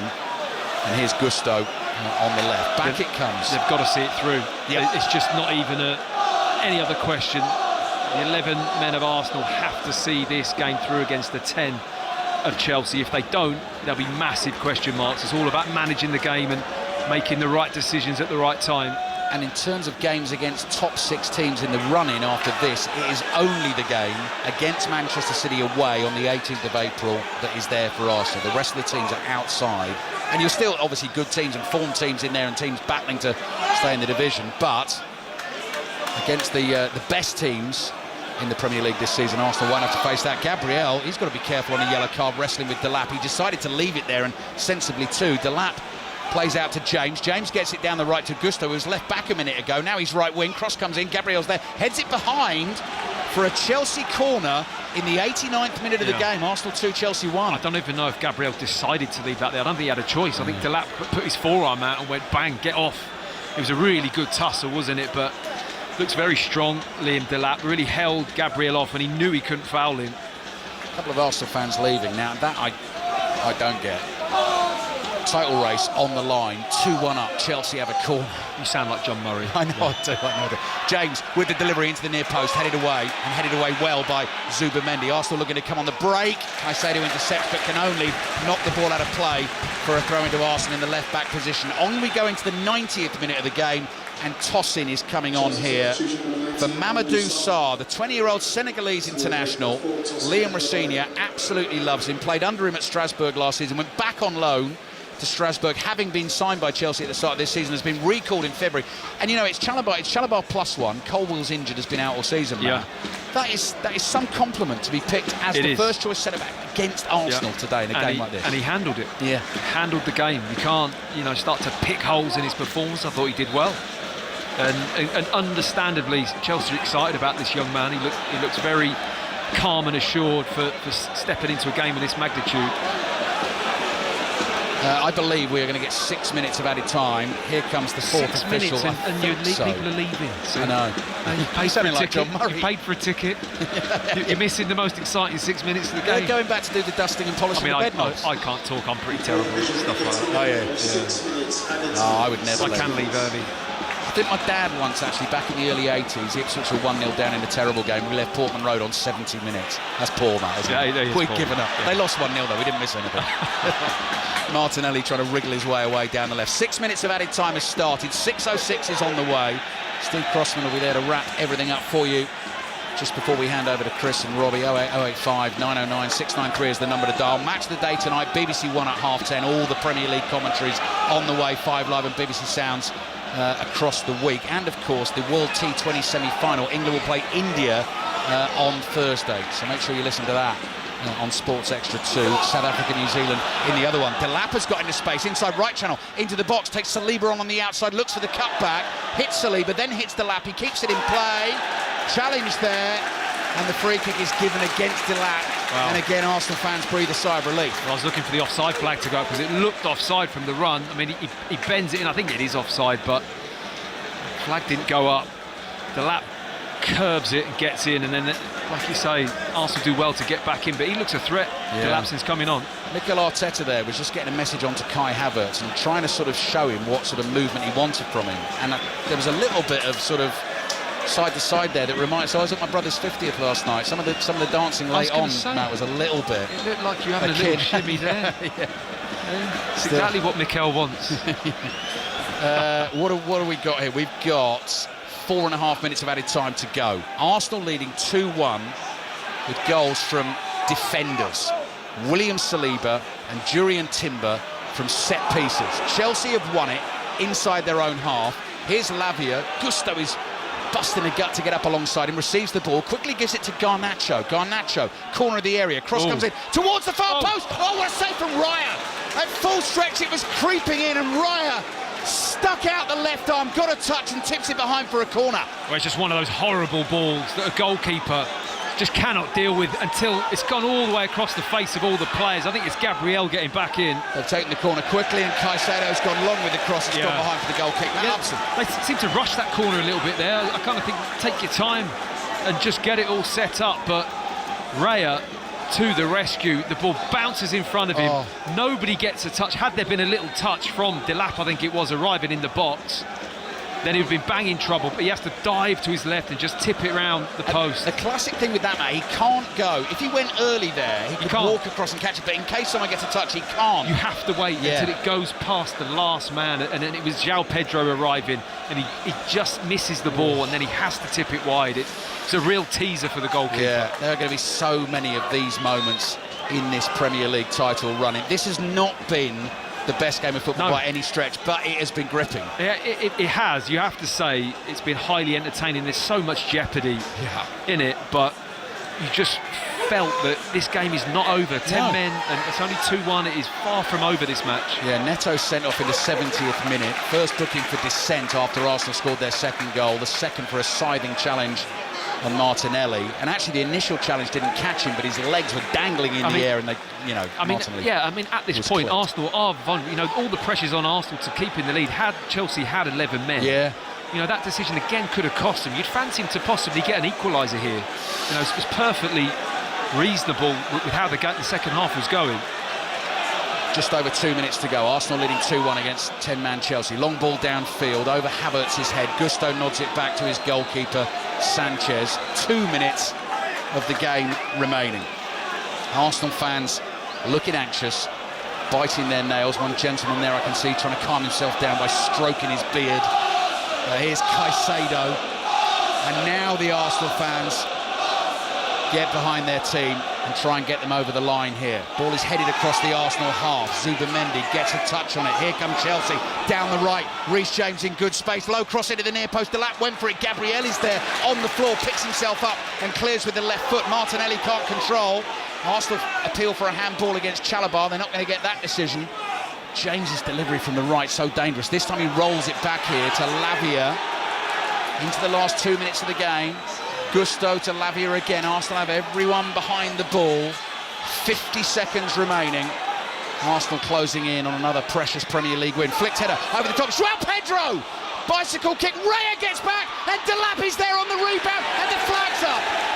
Delap side foots it home, and as is the way in modern football, the assistant referee has to wait, and the Arsenal fans were desperate for the flag to go up, and it does. Every head turned towards the assistant referee, Akil Housen over there, and he's given Arsenal what they want. VAR, a checking, disallowed offside goal, and he's off. Yeah, it's a clear offside, but there was a split-second moment of absolute silence inside the Emirates, because I tell you what, had this been allowed, well, I can't imagine what would be being said about Arsenal and being able to see this title challenge through, because, I mean, it was well played from Chelsea, but he was a good yard offside. The skill from João Pedro, yard offside, absolutely. He heads the ball with such a soft cushion header that he can throw himself into the bicycle kick. Raya is there to stick out an arm and make the save. Back he goes then to get the next one, and Delap right in the right spot. Johnny on the spot sticks it home, although Gabriel, I think, got a touch on it. But the goal doesn't count because João Pedro was offside, and now they're baying for the final whistle at the Emirates Stadium. It's not going to come just yet, but Arsenal have a free kick. They know they can play better than this. They will not care. All they want is the 3 points. They want to keep doing that for the rest of the season and try and win a first Premier League title for 22 years. Arsenal 2, Chelsea 1. Get on with it, says the referee, Darren England. The throw is heading down towards the corner flag from Christian Norgard.